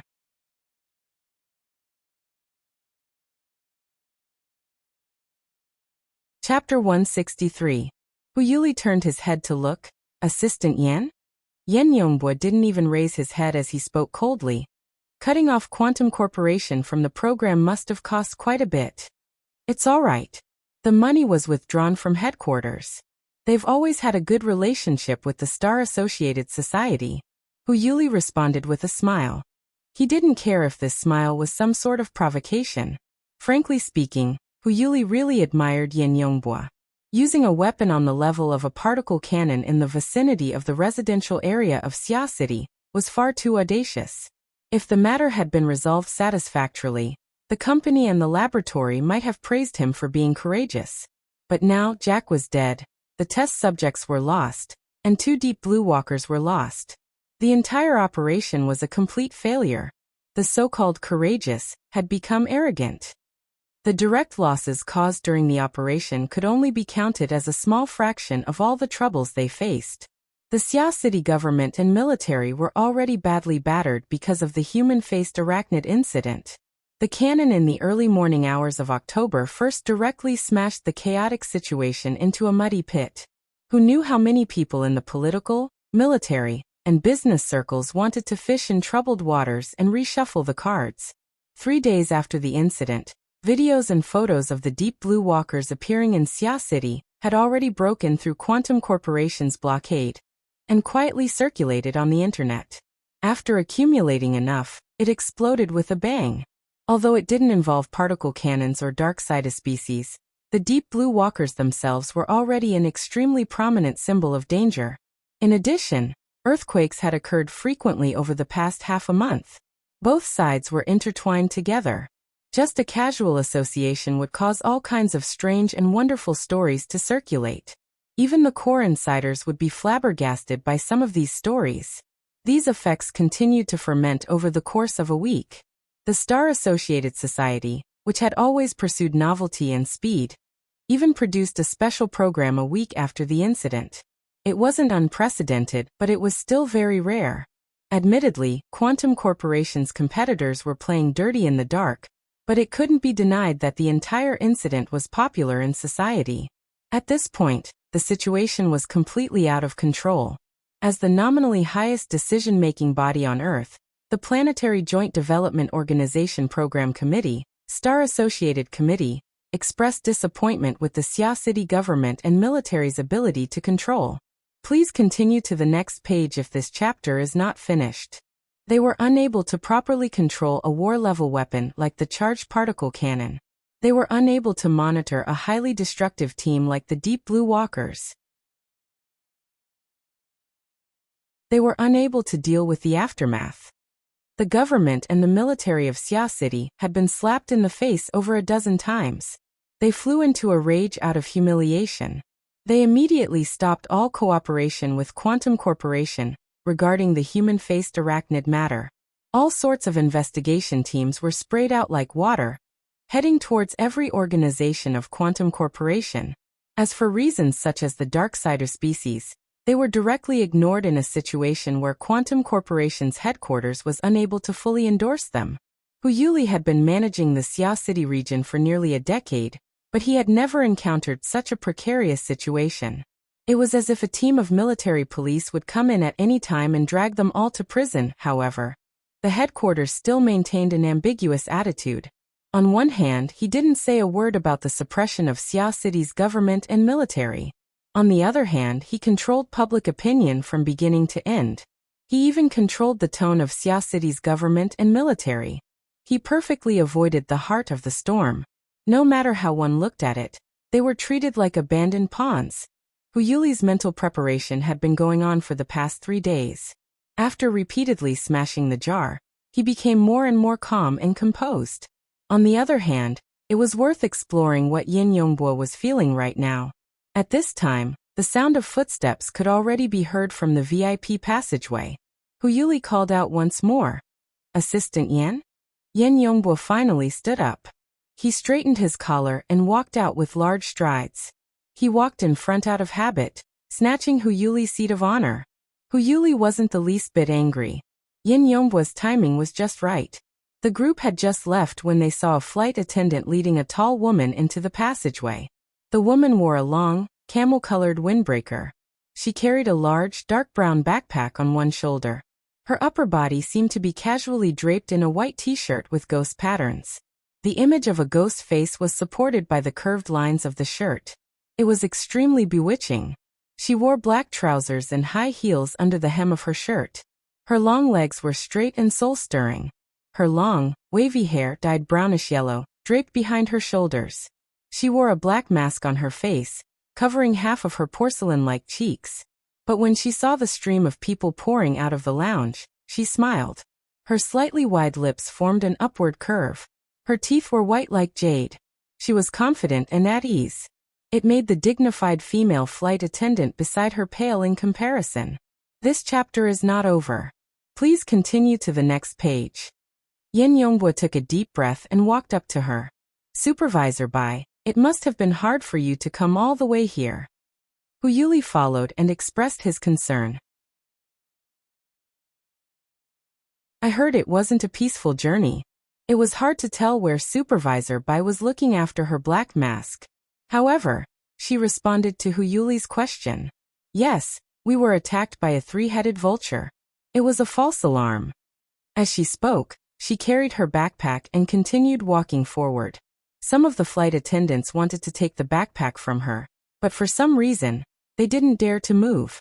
Yin Yongbo and Hu Yuli naturally followed by her side and returned to the VIP lounge. After throwing the dark brown backpack on the sofa, Supervisor Bai sat next to it. Her elbow propped up the bulging bulge as she took off her sunglasses. Her wild cheeks that never seemed to be at peace were now completely free from the shackles. In particular, the pair of eyes that were deeply sunken in his eye sockets seemed to flicker with light at any moment. However, upon closer inspection, they were clearly layers upon layers of cold flames. Hu Yuli didn't look directly at such eyes. He picked up his teacup and lowered his head in contemplation. Yin Yongbo, on the other hand, raised his head and faced this new colleague, with the calmest and strongest attitude. At least, that was what he had to think for now. In the end, it was Hu Yuli who laughed. Supervisor Bai, it must have been hard for you to come all the way here. We have already prepared a place for you to stay. Why don't you take a rest first? That's not necessary. I haven't been back to Xia City for a long time. I have an appointment with a friend. Supervisor Bai glanced at the 2 people in the room and smiled. Let's get down to business before we settle our personal matters. The task assigned to me by the laboratory is to investigate the relationship between the Deep Blue World Soul Sect and the various secret sects on Earth. So far, the most valuable information came from Assistant Yan. It is said that Jack personally admitted that he knows some of the contacts of the Soul Sect. Seeing that Supervisor Bai had gone straight to the point, Yin Yongbo secretly heaved a sigh of relief. He immediately replied, yes, including a senior member. So what's the specific situation? Yen Yongbwa paused for a moment before saying, Jack is dead. We are pursuing the relevant clues to obtain his relevant information and records. We are currently working on it. Supervisor Bai picked up her sunglasses with one finger and magically made the sunglasses spin on her fingertips. More specific?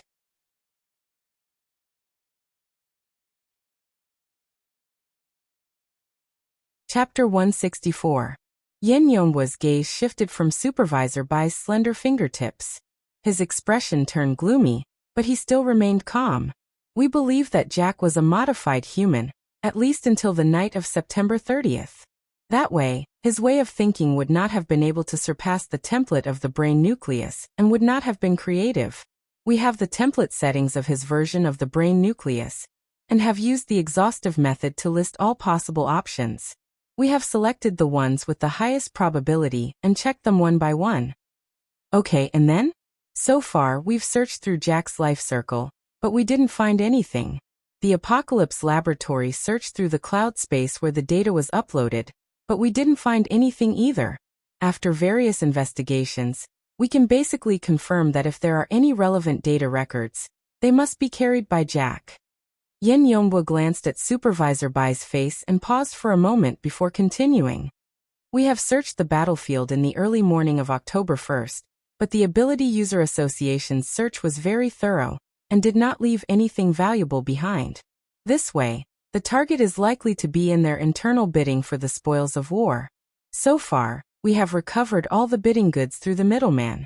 However, the evaluation of the Deep Sea Type 4 Dynamo Core and the brain nucleus has not been completed, and the bidding has not begun. In addition, the C-2834 test subject is still under the control of the Ability User Association. It has been in a coma for the 7th consecutive day, but from the collected information, its vital signs are relatively stable.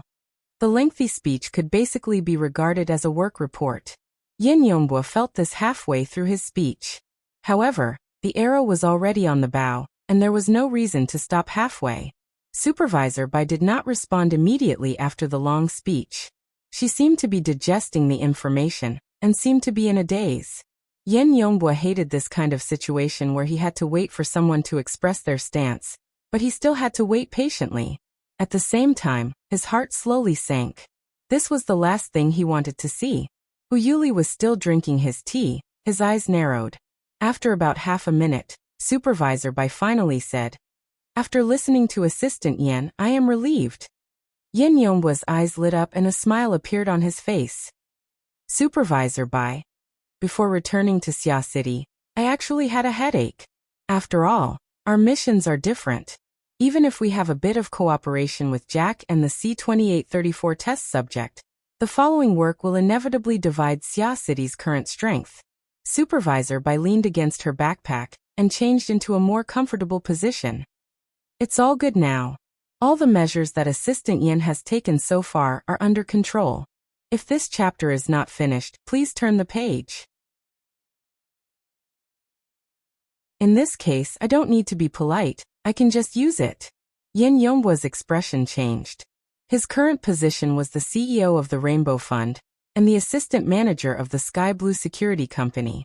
On the surface, the former definitely had more funds and resources than the latter, and that was indeed the case in a normal society. However, the problem was that if Yen Yongbwa could only choose between the two positions, he would undoubtedly choose the position of assistant manager. This was because it represented the formidable strength of 4 full squads and nearly 30 deep blue walkers. But now, Supervisor Bai wanted to take everything away with just one sentence? The situation was worse than Yen Yongbwa had imagined. Supervisor Bai wasn't just making empty promises. She had the signature of the Quantum Corporation headquarters and the Apocalypse Laboratory. When this electronic document was inserted into Yen Yongbwa's work wristband, the authority settings on it came into play. Yen Yongbwa's direct leadership of the 4 deep blue walker squads, which was the position of chief captain, was transferred to Supervisor Bai. Currently, Yen Yongbwa was only an assistant in name at the Sky Blue Security Company. In reality, there was no longer any meaning. Yen Yongbwa's face was ashen as he stared at Supervisor Bai's dazzling face. His aura was already fluctuating faintly and the blood in his chest was about to boil. Supervisor Bai's relaxed posture did not change. She smiled at Yin Yongbua and continued to gather the power in his body. Hu Yuli could not sense the power mode of the burner, but he found that the atmosphere in the room had become extremely dangerous. It was not good for him to sit still, so he put down his cup and smiled to smooth things over. The headquarters and the laboratory must have their reasons for this arrangement. As long as the two of you cooperate sincerely, it doesn't really matter who is in charge of which area.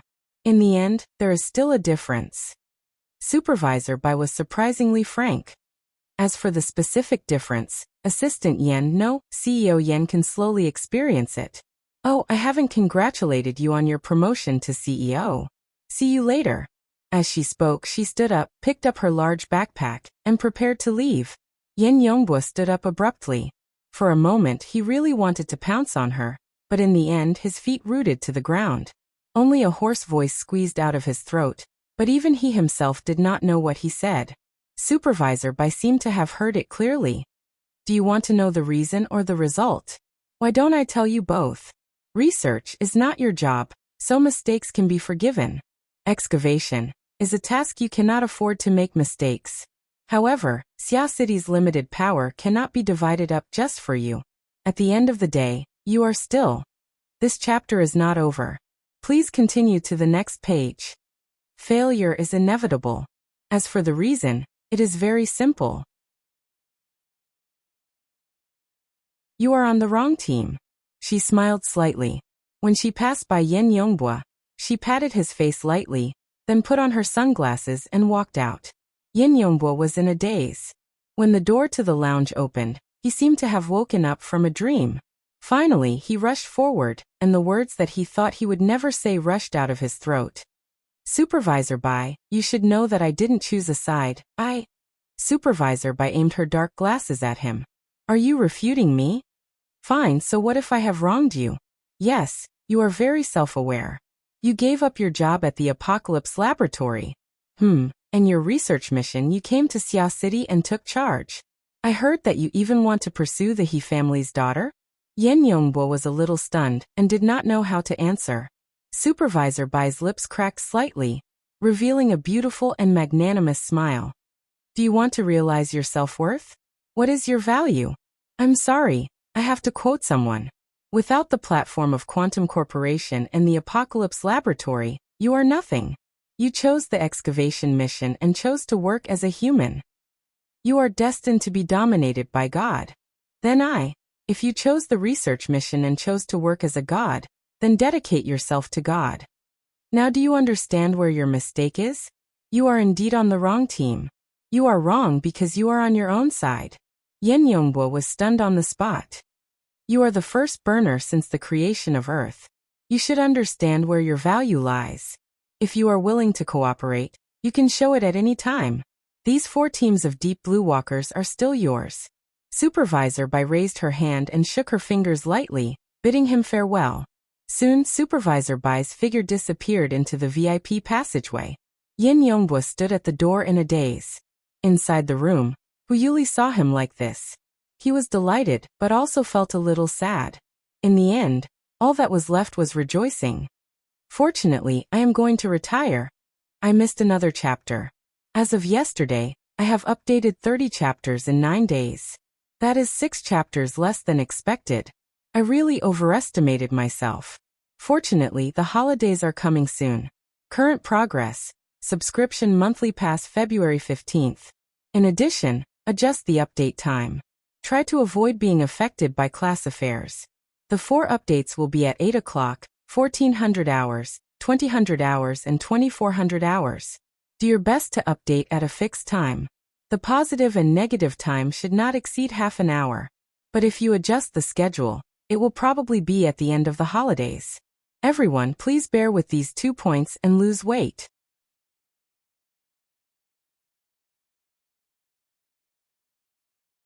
Chapter 165. It was 5 o'clock in the afternoon, and it was drizzling. Due to the terrible weather, the lighting on the low-altitude public bus was dim. Luo Nan grew more and more drowsy, and Mo Peng, who was next to him, yawned because of Luo Nan. Hey, you've been treating me for the past few days, but there's no effect at all. Cough, I just feel like sleeping. Why don't we sleep somewhere else? Well, you go to sleep now. If I fall into the game hall, will I still be able to do business with the owner? Luo Nan was discharged from the hospital on the 3rd and stayed at home for another 4 days. In the end, Mrs. Luo Shuqing felt that staying cooped up at home wasn't a good idea. She had Mo Ping urge Luo Nan to go out and relax. However, Luo Nan really wasn't in high spirits. Anyone who was carrying a bomb that could explode at any time would probably feel the same as him. More than a week of treatment was not as ineffective as Mo Peng had said. His lethargy, coughing, and other symptoms had been greatly alleviated, at least until last night. Yesterday was the night of October 6th. The Blood Flame Order, which had been silent for many days, probably felt that most of the people's energy was focused on the Deep Blue Walkers. The rumors regarding the human-faced arachnid had died down, so they resumed their grazing activities. As before, Mo Luan led the Wraith Sign, who had perfectly disguised himself as a former member of the same species. He circled all over Xia City. Then, he was very lucky to bump into a member of the same species who wasn't so lucky. Ah Wu, the Wraith Sign swallowed a mouthful of the Wraith Sign, treating it as a dessert. Then Luo Nan had a lot of fun. Luo Nan had managed to alleviate the imbalance between his body and soul with great difficulty, but the Wraith Sign's feedback caused the situation to collapse in an instant. Were it not for Luo Nan's out-of-body state and digesting this benefit in advance, it was very likely that his blood would have splattered all over the health pod. It would have been a huge news event at Renai Hospital. Next, Luo Nan paced back and forth outside his fleshly body for most of the night. He made repeated attempts before he was able to use the dynamo core as a buffer to carefully store his soul back into his fleshly body. However, it was also this torment that caused his soul strength to increase by another level, causing the pressure on his physical body to increase once more. This caused all the healing he had done in the past few days to go to waste. All the symptoms showed signs of relapse. After exchanging a few words with Mo Peng, he started coughing again. Mo Peng didn't know what to do with him. He was going to the game hall to enjoy a feast later. If this chapter is not finished, please turn the page. Now that he found it boring to play mobile games, he didn't know what to do. Out of boredom, he glanced at the public projector of the low-altitude bus station, which was showing the current hot topics. Star Associated Society's Deep Blue Walkers. The talkative host, the dull expert, the slick expert, and the well-produced video editing combined to form a quadrilateral that constantly changed its center of gravity.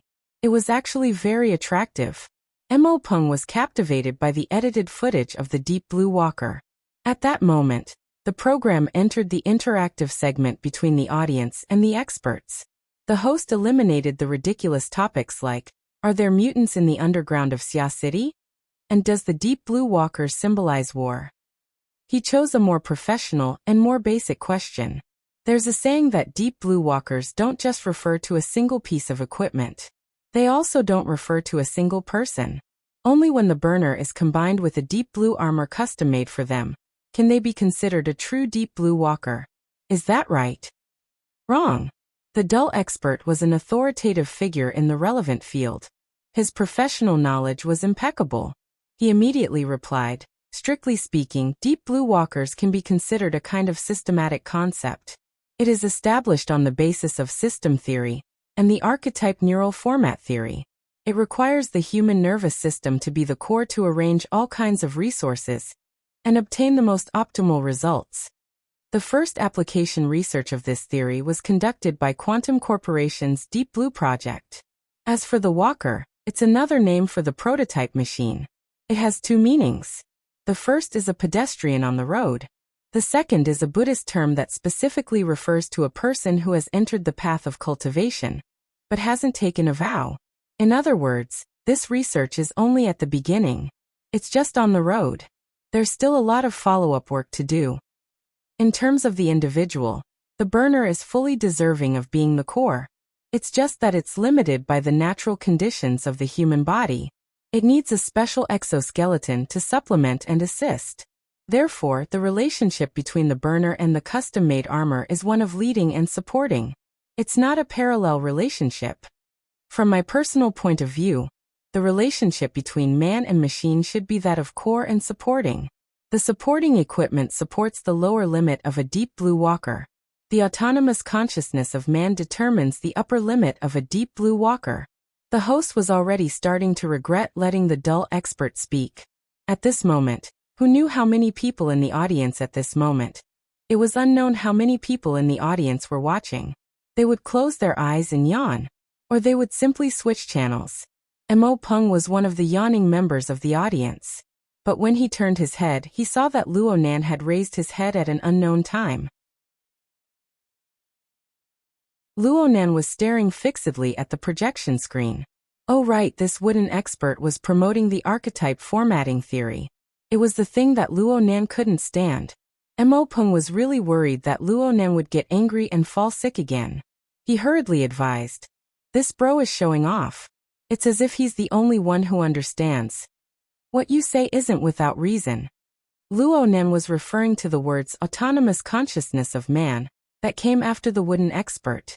It coincided with the situation he had been tossing and turning these past few days.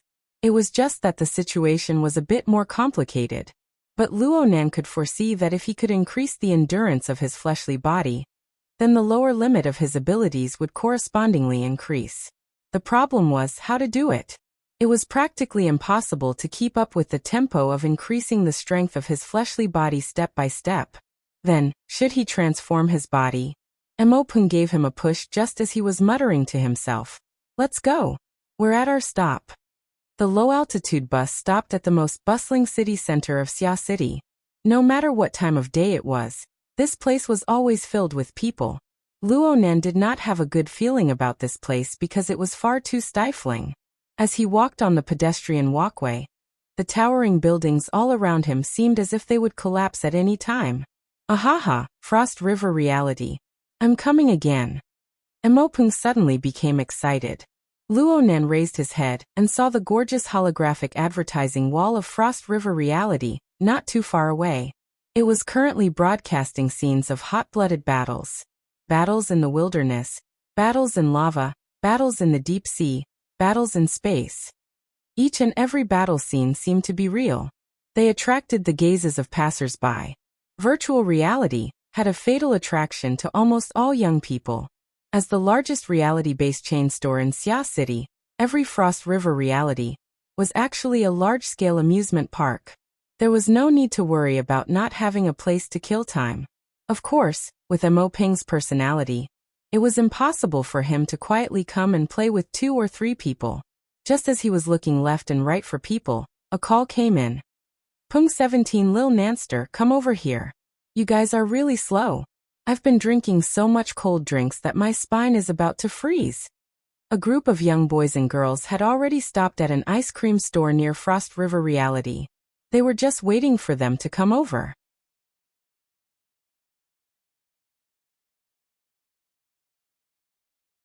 Chapter 166. The Frozen Star Ice Cream Shop was a famous chain business in Xia City. Although it was past peak season, it was backed by Frost River reality. Business was still great on Sunday nights. When Luo Nan and Mo Peng came in, they nearly got lost in the crowd. Luckily, the number of men and women waiting for them was not small. They were quite eye-catching as they waved. The group of people sat at 2 tables, which made the place more spacious. What was interesting was that most of the people here had the surname Mo. The Luo family was not very populous in Xia City, but the Mo family was flourishing here. Uncle Mo Haihang had 5 brothers and sisters, and he was related to them in various ways. It was not difficult at all for him to pull together hundreds of people, including his cousins. Mo Peng's age was ranked 17th among his siblings. He was usually called Peng 17. During festivals, Luo Nan would not even be able to straighten his tongue when greeting his uncles, aunts, cousins, or grandnephews. He would hide if he could. Of course, as a child living in his aunt's house, he was indeed an outsider to the Mo clan. He didn't have any blood relations with them, and with his temperament, most of his peers were just nodding acquaintances. Usually, Mo Ya and Mo Peng would drag him along, so they would occasionally get together. Hear, hear. The one who waved the most cheerfully was Mo Han, the one who had just contacted Mo Peng. Mo Peng called her Sister 16, without the slightest trace of politeness. On the other hand, Luo Nan still called her Sister Han, from a distance. In the past he had followed Mo Peng and called her Sister Pomegranate, 16, but he did not want to call her that. It was probably because of the Mo family's genes. Other than Moya with her super long legs, the youngsters of the Mo family were not too tall. Mo Han, this lively girl, was clearly 2 years older than him. She was going to go to college next year, but she was shorter than Luo Nan by half a head. Her beaming smile made her look very innocent. She could play with anyone. Luo Nan followed Mo Peng shouting. The oldest of the Mo family's siblings was Mo Chung. He was ranked 7th. He was already in his 3rd year, but he was the same as Mo Peng. He was a veteran game geek. His major was game design. He was always the leader of such activities. Mo Peng always acted as his assistant, and began to count heads. 7th brother, 9th brother, 13th sister. If this chapter is not finished, please turn the page. Sister Pomegranate. Oh my. Nanzi, brother Lu, brother Jiang, and brother Jia are all here, right? Lu, Jiang, and Jia were all members of Mo Cheng's gaming team, so they were used to playing together. Mo Cheng waved his hand. Let's wait a little longer. Chen Chen hasn't arrived yet. And 3rd brother, he's also here, and he's treating us today. Huh. Mo Peng was very surprised. Chen Chen was the only female member of Mo Cheng's team. It was normal for her to be here. However, the 3rd son of the Mo family, Mo Chiu, was almost 30 years old this year. He was at the age to start a family and start a career. He had long passed the age to play around with these young people. Furthermore, he was someone who always put on airs. This was not right. Mo Han blinked and lowered her voice. I heard that they're here for a blind date. TL. Mo Peng still didn't understand. Blind date? Doesn't he have a girlfriend? They broke up. They used to be in the same unit. Now that he's jumped ship to a new company, they broke up quickly. This one seems to be someone he met through Sister Chen. She's in the University Department of Acumen College. Acumen College? What a coincidence.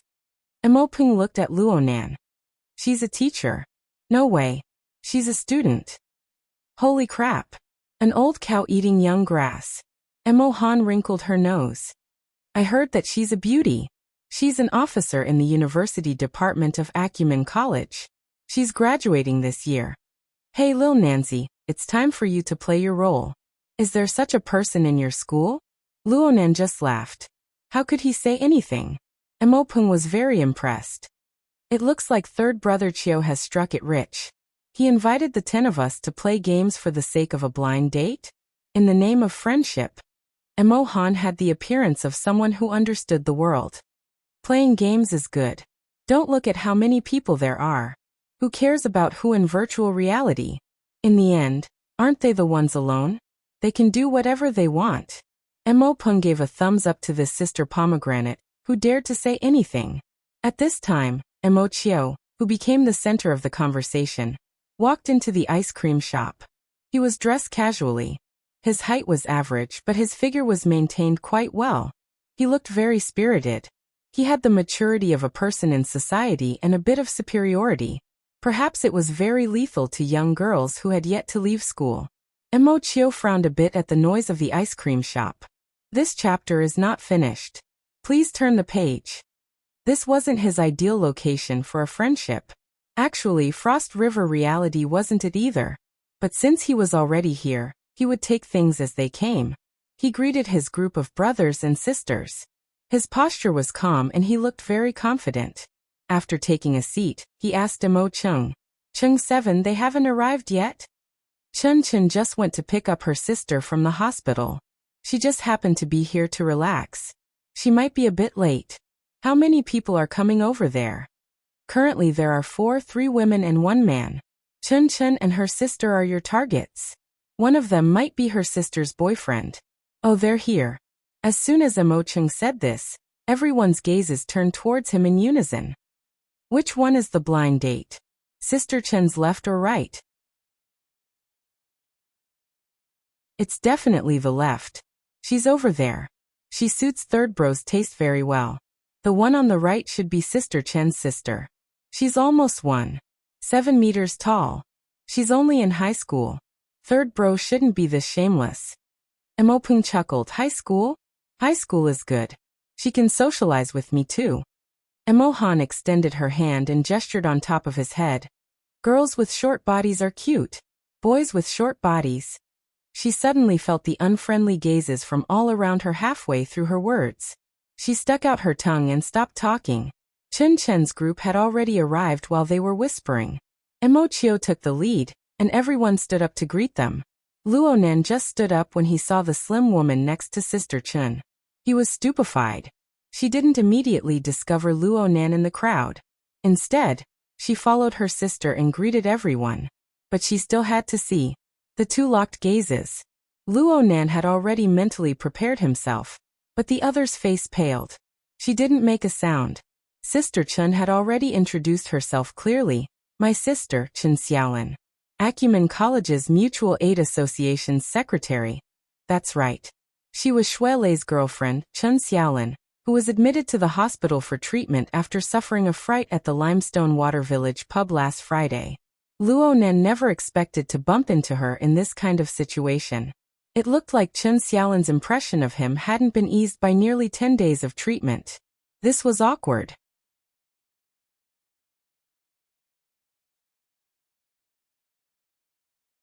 Chapter 167. It just so happened that Luonan rarely hung out with this group of people. Chen Xiaolan, who was also the Chen Chen that Emocheng spoke of, was not too familiar with Luonan. Chen Xiaolan, who was also the Chen Chen that Emocheng spoke of, was introduced to Luonan along the way. She was a bit stumped when she suddenly saw this somewhat unfamiliar face. The awkwardness that was displayed on the surface actually covered up Chen Xiaolan's unnatural movements. At this time, it was the experienced Emochio who came to the rescue. What do you think? Our fifth uncle's son, Nanster, has changed after attending Acumen College, right? You can say that Acumen College is nurturing people. Xiaolin, you didn't give me this much pressure the last time we met. Emochio's self-deprecation and flattery eased the awkwardness. Everyone laughed. However, there were also some parts that were a little inappropriate. Emohan secretly complained. It's destroying people, right? They just came out of the hospital. Chen Xiaolan was able to form a battle squad with a bunch of big men. She was a character that wouldn't lose to men. She wasn't faking it. She immediately patted Luonan's shoulder. So it's Nanster. I didn't recognize you just now. It looks like we haven't played together much. You just got in this year, right? Xiaolin is 1 year ahead of you, so let her take care of you in the future. If they bully you, just tell me. If it was under normal circumstances, Emochio and Chen Xiaolan would have let the matter pass. But the problem was that Luonan wasn't a person with particularly strong adaptability. As for Chen Xiaolan, she was usually smart and capable, but her mind was unsettled right now. Her reaction was extremely terrible. She didn't follow up. She didn't even pay attention to her older sister's words. Junior Luo, long time no see. Chen Xiaolan's abnormal reaction immediately attracted Chen Xiaolan's attention. In fact, Chen Xiaolan's current performance was quite different from her previous performance. Mo Peng and Mo Han hid to the side and whispered, "Holy crap, there's something going on." But to Luonan, this level was practically a loud announcement right next to his ear. Luonan glared fiercely at them. Chen Xiaolan didn't hear the whispers on the other side. Even if she did, she would pretend not to hear it. She was a little curious. What? You guys know each other? Is Acumen College that small? I just met her last week. Senior sister Chen even helped me. What else could Luonan say? He could only deal with it first. If this chapter is not finished, please turn the page. However, at this moment, a voice from the other side joined in. So you're also a junior from the academy. Last Friday, did you participate in the mutual assistance buffet party? The one who spoke was Emochio's target, Tianxi. She looked rather petite and beautiful, and her smile was especially alluring. No wonder Emochio was trying so hard to woo her. Yes. Hello, Senior Tian. Luonen also remembered that he seemed to have met this person before. It was either the student council or a member of the Student Assistants Association. However, President Chen Weiken was too dazzling back then, so the impression of the people behind him was already very shallow. If it wasn't for the fact that the information matched, he wouldn't have been able to recall it. Tianxi laughed quite happily. Acumen College's power has suddenly risen greatly here. Junior Luo, Xiaolin Tianqi, and me are almost one-third of the total. Tianqi was the only male in Chen Xiaolan's group. He was also Tianxi's cousin. He was tall and thin and had a refined manner. It was obvious that he was interested in Chen Xiaolan. He stared at Luo Nan from the moment Chen Xiaolan's expression changed. His suspicion carried a hint of vigilance. However, when Tianxi mentioned him, she still smiled at Luo Nan. She extended her hand and shook hands with Luo Nan, calling him Junior. At the very least, she didn't lack elegance. Luo Nan inexplicably felt that this was a bit absurd. He could sense it very clearly. Right now, the group of 4 from Acumen College was conversing back and forth, but they all coincidentally circled around one person. However, they were constantly affected by this person, Shuelei. Emotional issues. Luonen felt his teeth ache just thinking about it. Luonen wouldn't easily get involved in areas he didn't understand at all.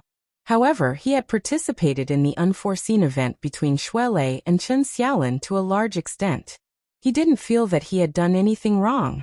Back at the Limestone Water Village pub, the human-faced arachnid had already set its eyes on Shuelei. It had taken control of the society's ability user, Black Wolf, to launch a pincer attack.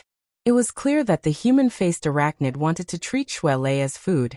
If he hadn't exposed them on the spot, the consequences would have been too horrible to contemplate. But looking at it from another angle, if Luonen hadn't hypnotized the emotional Chen Xiaolan during the fight between Shuelei and the Black Wolf, Chen Xiaolan's psychological suggestion wouldn't have been so intense. He was more or less responsible. No matter how much undercurrent surged between the group of 4 from Acumen College, it wasn't the main topic of tonight's event. Frost River Reality and the Fellowship were the main topic. Please continue to the next page if this chapter doesn't end. Everyone got to know each other. They left their seats under Mo Chio's initiative. They entered the reception hall of Frost River Reality in a grandiose manner, through the inner door of the ice cream store. This was undoubtedly the intersection point between the virtual world and the real world. Even though they had yet to come into contact with the most core of reality technology, there were interactive AR virtual images everywhere in the hall. Iron-blooded, cool, cute. They were all jumbled together. It looked messy, but the high-frequency interactions between people and virtual images, and between virtual images were still very interesting to watch. At the very least, it was very cute for girls. Luonen quietly fell to the back of the group amidst the sudden clamor. He muttered to himself for a bit, and finally decided to give Shuelei a call. The call connected quickly. "Hello, Leister. Where are you?" "I'm helping out at the Daoguan." Shuelei's voice was still very loud. "You're coming to class tomorrow, right? Why don't you come live in Blue Bay? We can go for a morning run together." Shuelei had called to greet Luo Nan when he was sick and hospitalized. He originally wanted to come and visit, but the hospital's visiting hours conflicted with the school's curriculum, so he gave up. He couldn't be as casual as Xie Junping. "I'm afraid my aunt won't agree." Luo Nan grinned. In the end, he brought up the topic of conversation. "Leister, let me ask you something. You and senior sister Chen." There was no need to say it too clearly. Shuelei suddenly went silent. He wasn't someone who was good at hiding his personality. When he spoke again, he was extremely depressed. "She steeled her heart to not meet with me. She's not even picking up my phone right now. The doctor said that it's best to keep a bit of distance from her to avoid provoking her." "Am I a freaking monster?" Luo Nan scratched his head when he heard this.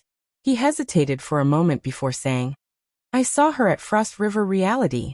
Right now, I'm playing with her and a few friends. Why don't you come over and meet me? We can talk things over." "Which Frost River Reality?" "City Center, Fudong Main Street." "I'll be right there." Shuelei didn't say anything further. He hung up the phone and presumably rushed over in a hurry. But it would take at least 2 hours to get here from the River Wu district on the weekend. Luo Nan was really worried that he would come over empty-handed. He suddenly sensed something while he was pondering. He raised his head and saw Chen Xiaolin stop in front of him. She turned around to look at him.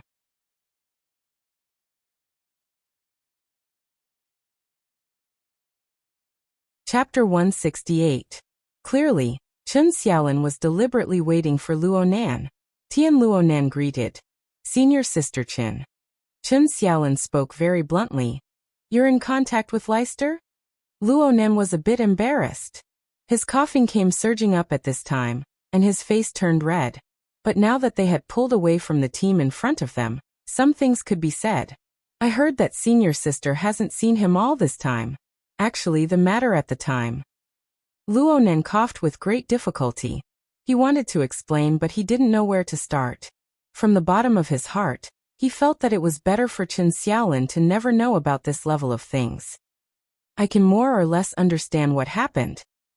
Chen Xiaolin watched Luo Nan, but the focus of her gaze wasn't on his face. My dad used to be a special police officer. Leicester's father was also a special police officer. Their profession always brings them into contact with some very dangerous things. When faced with vicious criminals and the like, there's no reason. Violence is the solution, right? Luo Nan could only nod his head in understanding. The profession of a special police officer is very dangerous. Right now, Leicester's father is more or less a police officer. But my dad wasn't that lucky. He was blown to pieces during a mission. This happened about 7 or 8 years ago. Luo Nan was stunned hearing this. He wanted to open his mouth to console her, but he felt that it was meaningless. Plus, Chen Xiaolin's attitude was very calm and unperturbed. Junior brother Luo, I don't need to hide it from you. Leicester is the type that I really like. He's just like my father. He's firm, strong, simple, and generous. But when I think about how he might be like my father in the future, struggling between all kinds of dangers and never getting tired of it, I can't accept this. Chen Xiaolin shook her head amidst Luo Nan's silence. She suddenly laughed. And more realistically, I can't understand Leicester and your logic. Luo Nan spoke in a low voice. Senior Sister, you're saying? Chen Xiaolin stared at him. Why did you and Leicester act like it was a matter of course when faced with that kind of situation? You didn't feel surprised at all? Panic? It was as if the surroundings should be filled with these things. Did you know? Your expressions at the time made my heart go cold. At this point, Chen Xiaolin took a deep breath and finally said, You and I may not be people of the same world. I can't understand, and I don't want to understand, let alone come into contact with you. Luo Nan was silent again. A long while passed before he said, I have a general understanding of seniors' intentions. But I don't know anything about this sort of thing. I just thought that between you and me, if this chapter is not finished, please turn the page. It's rare to be able to say things out loud like this. I think with Leicester's personality, he's definitely not the kind of person who pesters others, right? At the same time, Luo Nan could see that Chen Xiaolin was an extremely rational person. She probably wouldn't turn back once she made her intentions clear. He was pessimistic about the results of Shui Lei's visit. But no one could accept this for Shui Lei. Chen Xiaolin was indeed reasonable. She nodded gently. All right, let him come. Let's make things clear. Then thank you, Senior Sister Chen. Luo Nan nodded, and let out a secret sigh of relief. This sort of thing was a domain he was unable to understand. Forcing himself to do this caused a layer of hot sweat to appear on his back. The distance between the two and the group grew further and further. Many people turned their heads to look, especially Tian Qi. He kept his gaze cast over, looking a bit gloomy. Luo Nan could understand the knot in Chen Xiaolin's heart, but some things weren't that easy to accept. He thought for a bit and couldn't help but ask, that person? Chen Xiaolin laughed.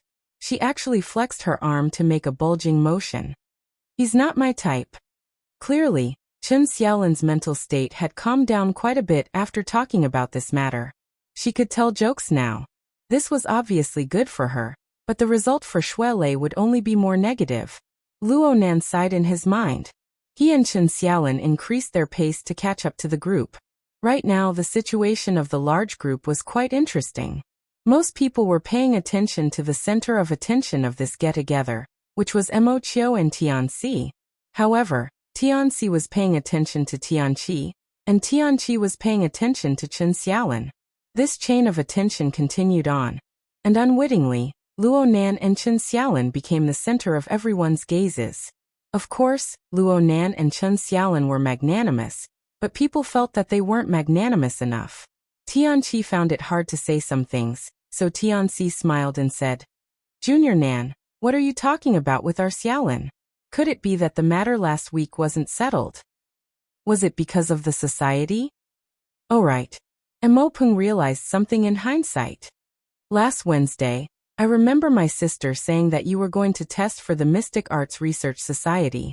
Did you pass?" Luo Nan was speechless. "Mo Peng, you've gone stupid from playing games.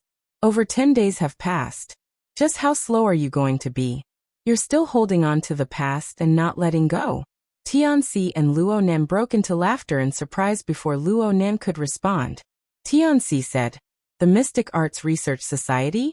Tianqi is in the Mystic Arts Research Society." Luo Nan was a bit surprised. Tianqi finally had the chance to speak formally. He felt that it was a bit funny, but also very strange.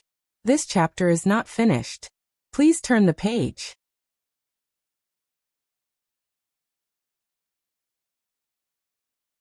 Suddenly, an arm wrapped around Mo Han's shoulder and pulled her into a hug, pressing half of the little girl's body into an embrace.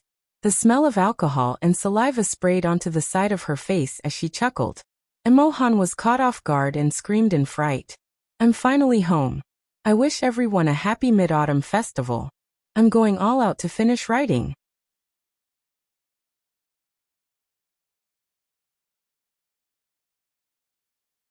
Chapter 169. Everything happened too suddenly. The group of people watched as Mo Han was forcefully held in someone's arms. They didn't react in time. Mo Peng, who was the closest, was the first to rush over. He grabbed the man's arm and helped the struggling Mo Han break free. Mo Tao, Mo Han's elder brother and the strongest member of the group, let out a low roar and rushed forward, slamming the man against the wall and grabbing his collar. "You're not going to die," Mo Tao said. "What are you doing?" F***ck me. "What the F***ck are you doing?" The man was pressed against the wall, but his voice was even louder than Mo Tao's. The smell of alcohol coming from his mouth was nauseating. He was clearly very drunk. Luo Nan and the others were at the place where they had just walked past the reception hall and entered the passage. The environment suddenly became narrow. A dozen or so people formed a circle, blocking most of the passage. The drunkard hoodlum shouted a few words, but he seemed to sober up a bit when he saw the dense mass of people before him. He was a bit scared for a time and stopped for 2 seconds. But soon, his drunken eyes caught a glimpse of a certain person in the crowd. He immediately stretched out his hand and swung it twice. Finally, he placed it on Mo Tao's shoulder and pointed at Tianqi, who was dumbfounded and had his mouth agape.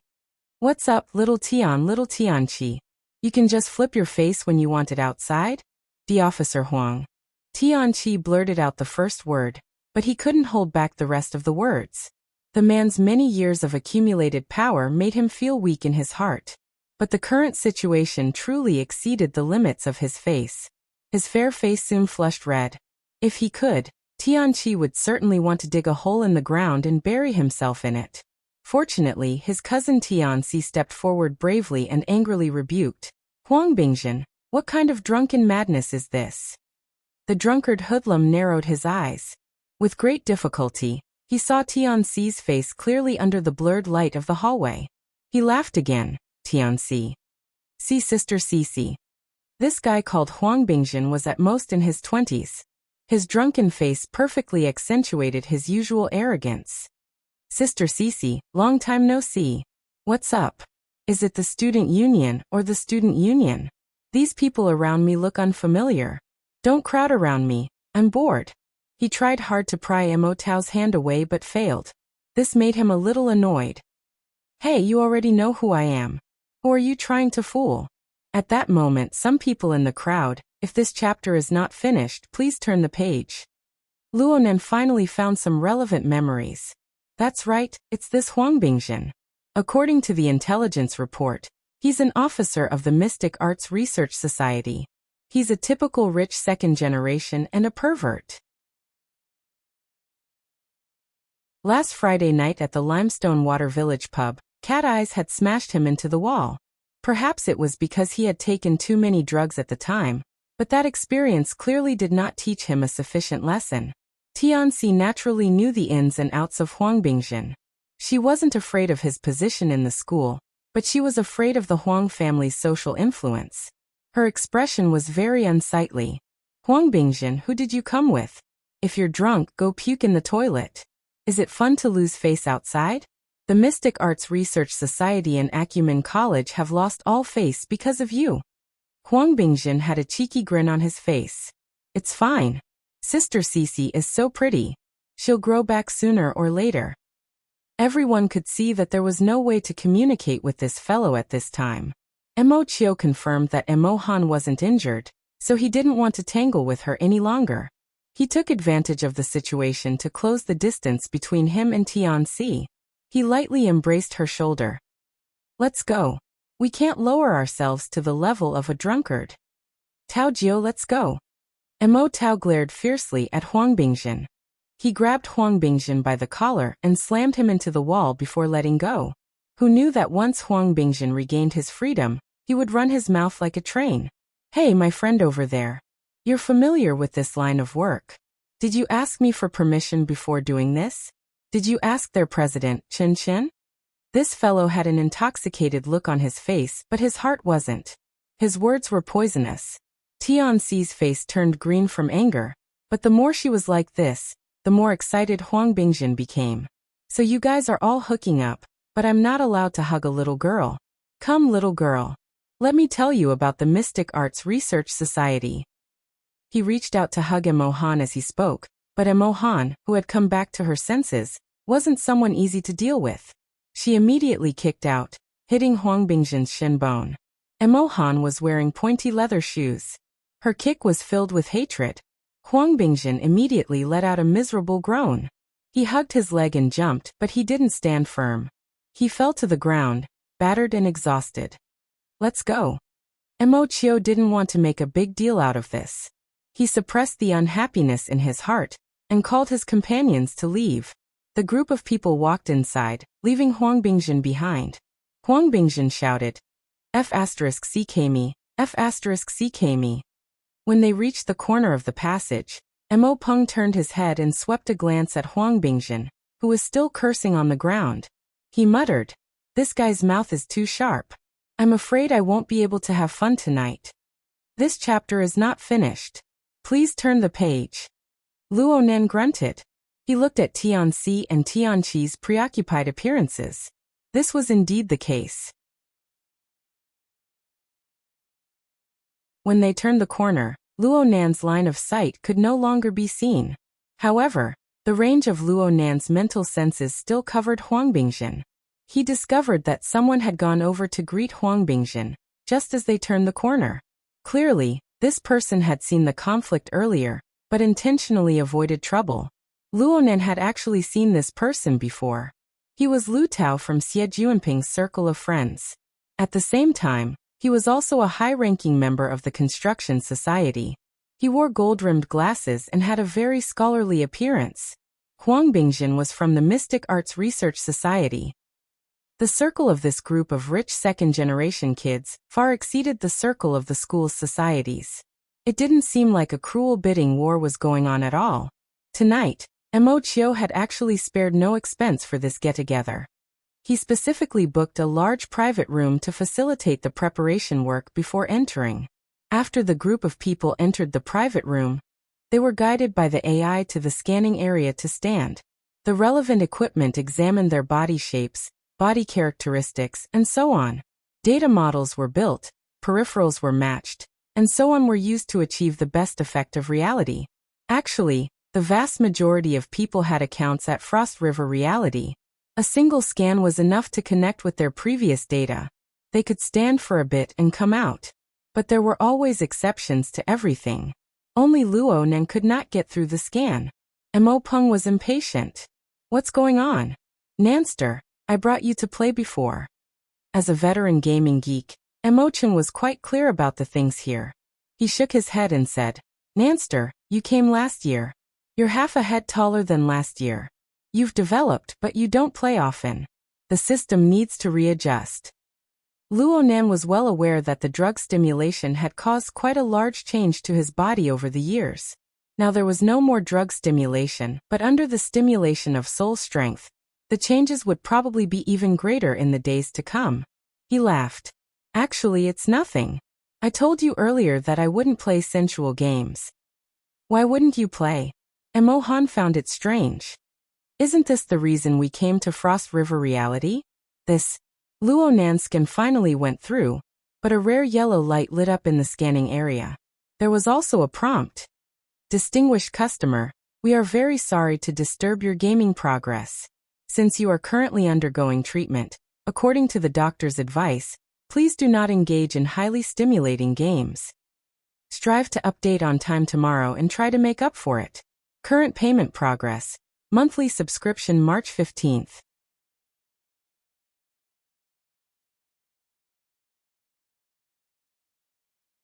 Chapter 170. Following the sound of the notification, Luo Nan's account in Frost River Reality had many privileges temporarily locked down. They were displayed as restricted. Even the peripherals and equipment that were sent over were different from those of other people. Everyone in the room looked at each other in dismay. I've lived long enough to see something like this happen? Even an expert like Mo Chung had never seen such a situation before. He clicked his tongue in wonder for a time. Luo Nan was calm. The scan results were one thing. The most important thing was that his medical records from Renai Hospital had been entered into the database. This situation only occurred when the two were combined. It could not be said that Frost River Reality was wrong. Many of the current somatosensory games used microstimulation of the nervous system to obtain more realistic effects. For Luo Nan, whose nervous system operated at a high rate, this was a big taboo. Mo Chung walked over to look at the specific restrictions and shook his head. I can't go to Area A and B. I can only play in Area C.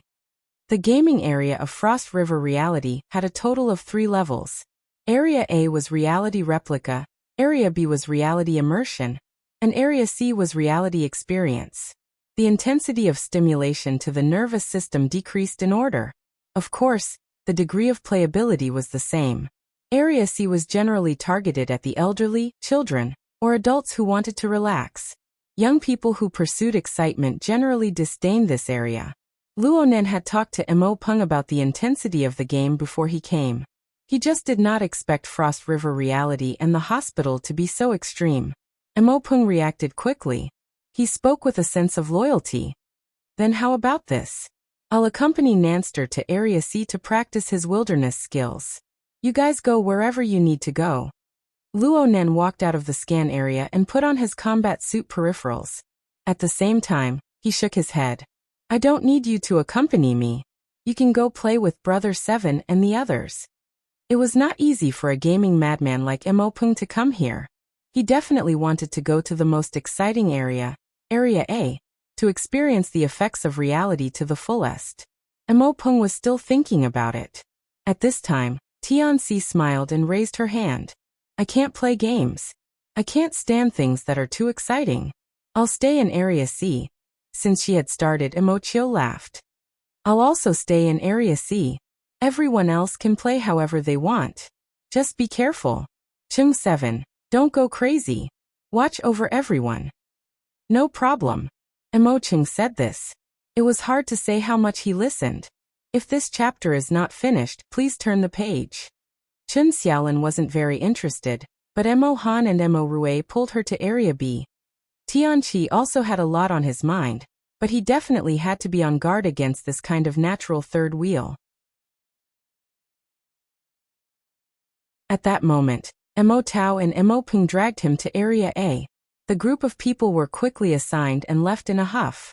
Nanster, where do you want to go play? Mo Chiu asked Luo Nan's opinion in a very considerate manner. The problem was that he was closer to Tianxi right now. It seemed that he was really interested in Tianxi. Huang Bingzhen's dirty words didn't affect him at all. Luonan didn't have any intentions of being a third wheel. He found a random reason. Third brother, you guys don't need to worry about me. I'm going to the 10 days in the wilderness to do some basic training. I'm also going to train my body in passing. Alone? No, Mo Peng can also turn on the guidance mode in Zone A. I'll call him when I get there. Luonan's wristband received a call as he spoke. It was an unfamiliar number. It just so happened that Luonan was about to pull away from the two main participants of the social gathering. Luonan raised his hand and gestured for them to move to the side. Hello. Hello, Mr. Luo. I'm Bai Xinyan. Luonan was stupefied for a moment before he reacted. Bai Xinyan? Wasn't that the brilliant disciple of Dr. Clay that Octopus Bro had mentioned? The one who had come to Xia City to help Octopus Bro with his early treatment and data collection? Especially since she was Mr. Bai's daughter. Luonan hurriedly added a greeting. Hello, Ms. Bai. Bai Xinyan's voice was low and gentle. It was very pleasing to the ear. Mr. Luo, the examination will only start tomorrow night. However, I just retrieved the information from Ren AI Hospital and the association. I saw the results of the automatic examination last night. It seems that there are signs of relapse. How do you feel now? Luonan secretly admired this person's strict attitude, but he couldn't say that the wraith sign was cheating him. He could only vaguely say, I really do feel a bit uncomfortable. I feel like the pressure has increased. Perhaps your soul power has grown again. There will always be a period of rapid growth before and after an ability user awakens. But for the current you, this is not good news. Bai Xinyan had accurately grasped the root of the problem and was very frank. Luonan was mentally prepared. Bai Xinyan continued, for the next step of treatment, I need to update some data here. I hope Mr. Luo can cooperate. I need to go back to the hospital. This chapter is not finished. Please turn the page. Is it? No need. I noticed that the Frozen Star system retrieved your information from Ren AI Hospital about 5 minutes ago. The Frozen Star system? It's the main system of Frost River Reality. It's located in the supercomputer Black Dome. It's the carrier of several experimental projects of the Star Alliance Committee, the military, and the Ability User Society. It has a relatively close relationship with us. You're at Frost River Reality right now, right? Fudong Avenue in the city center? He had been caught. Luonan was a bit embarrassed. He could only explain, I'm in Area C and my privileges are locked. No, Mr. Luo. You can't be in Area C. I need you to go to Area A. Frost River Reality Area A's competition space has a classic competition event. You should have heard of it before. It's the Frost River Waterway. Frost River Reality is named after it. Yes, I know. Not only did Luonan know, he had personally experienced it. It was when he followed Mo Peng and called Mo Han's sister Pomegranate. That time was simply too embarrassing. Luonan still had lingering fears just thinking about it. The Frost River Waterway is actually a human body limit test project developed by our laboratory. It's equipped with an information collection device that can be used as a detection device to revise the relevant data. Then, Luonan was just about to ask when his wristband vibrated. He received an email in his inbox. Inside was an electronic key and the relevant method of use. Bai Xinyan's deep and melodious voice lingered in his ear. This is the temporary privileges of the Frost River Waterway. You can enter Area A through this. Then all you need to do is follow the requirements of the system. Join and do your best to persevere until the end of the game. That's it? Yes, I'll arrive in about 2 hours to extract the data. If Mr. Luo has the strength to spare, you might as well do it a few more times. This will help the system collect more comprehensive information. Luonan was very surprised. Ms. Bai has already arrived in Xia City. I just arrived not long ago. Bai Xinyan did not say much. She directly concluded. I'm looking forward to our meeting. I hope you have a good time. The call ended. Luonan looked at his wristband. There was an indescribable strangeness. Why did he feel that something was wrong? Hold on. The Frost River Waterway. Do it a few more times? Luonan felt that his spine was about to freeze in an instant.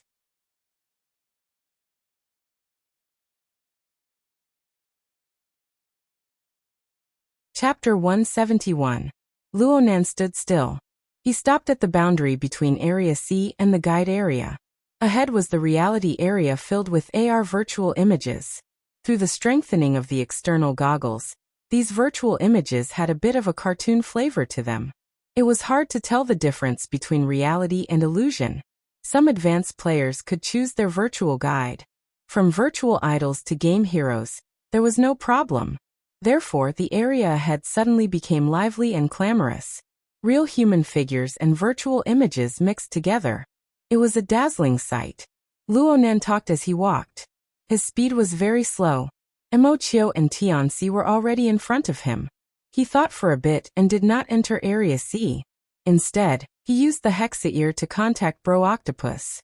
After a week of preparation, Octopus had already begun the research work on Luo Yuandao's psychotropic drug. Plus, he was quite ambitious. He combined Luonan's practical results and opened up several groups of drugs for comparative research. He really turned into an octopus, spending several days in a row in high-intensity work. His days and nights had long since turned upside down. When Luonan contacted him, Octopus managed to find some time to take a nap in the laboratory. He was still a bit muddle-headed when he picked up the call, but when he heard Luonan's description, he instantly woke up. White Salt has returned to the country. He contacted you and wants you to go to the Frost River Waterway? Octopus blurted out by Xinyan's nickname. He washed his face again to clear his mind. After pondering for a while, he said, I know about the Frost River Reality Project. The government, the military, the society, as well as many financial groups and companies are all involved. Chairman Ouyang is also a technical consultant. Our psychic wave network platform actually has a transplant. Of course, it's not suitable for you. But if it's somatosensory stimulation, the corresponding danger will be greatly reduced. Frankly speaking, White Salt's plan is a bit radical. But it is very much in line with the style of Dr. Clay's School of Reconstruction. Their school relies on top-notch nerve repair technology.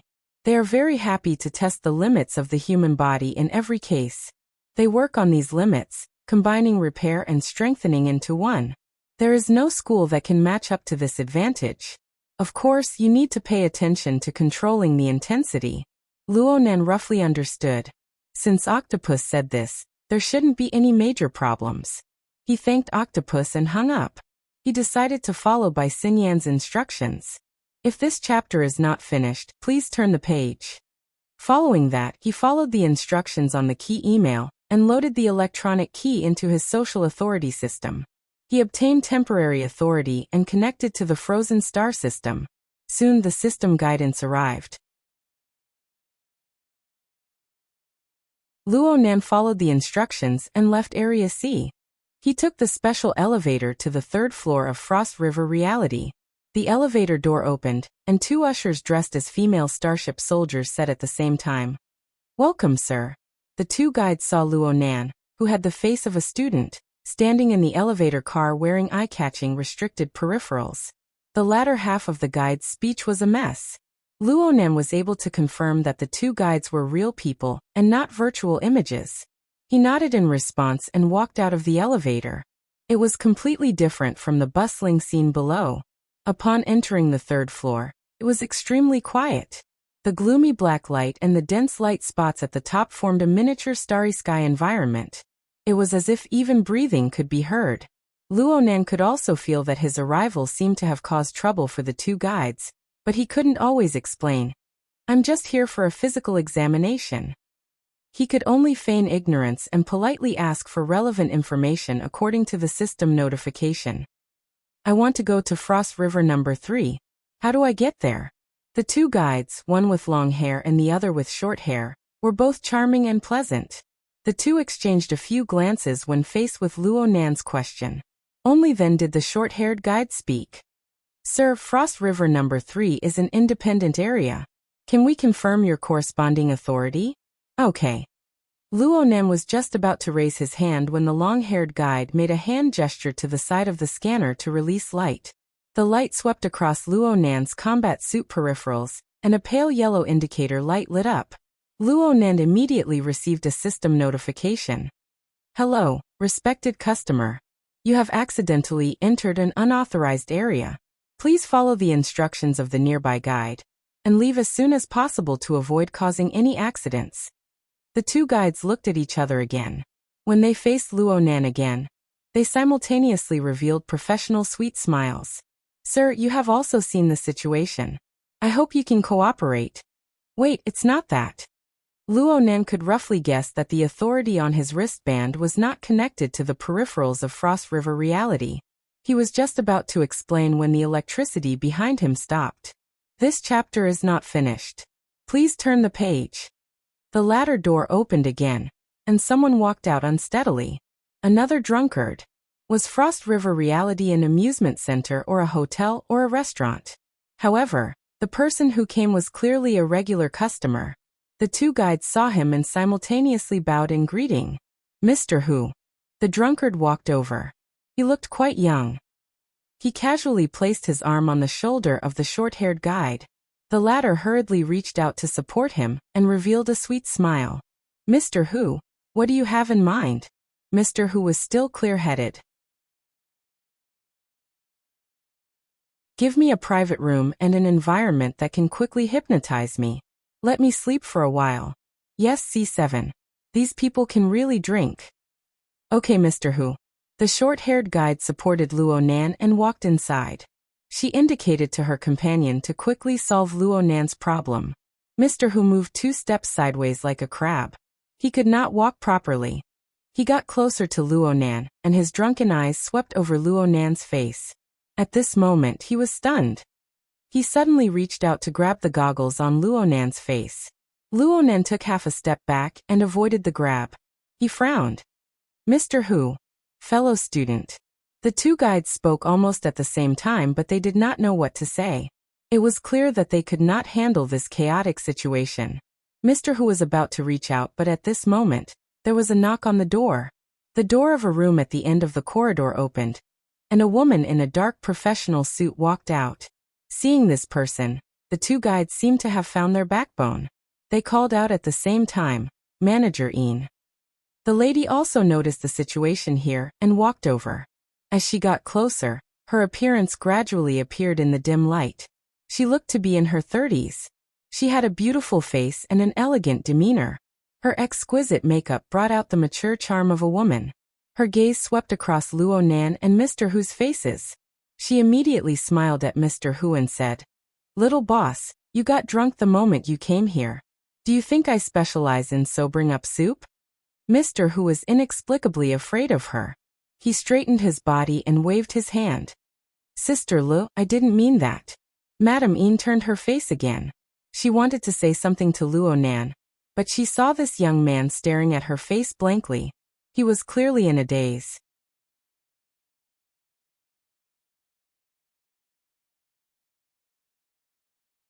Chapter 172. Kids these days. Madame Een laughed dumbly. She first asked the two guides for the results of the clearance scan. With a glance, she knew what was going on. She walked in front of the drunken Mr. Hu and separated the two of them. She said to Luo Nan, Student, this is the VIP area of Frost River reality. Judging from the clearance of your equipment, you shouldn't be here. Wait.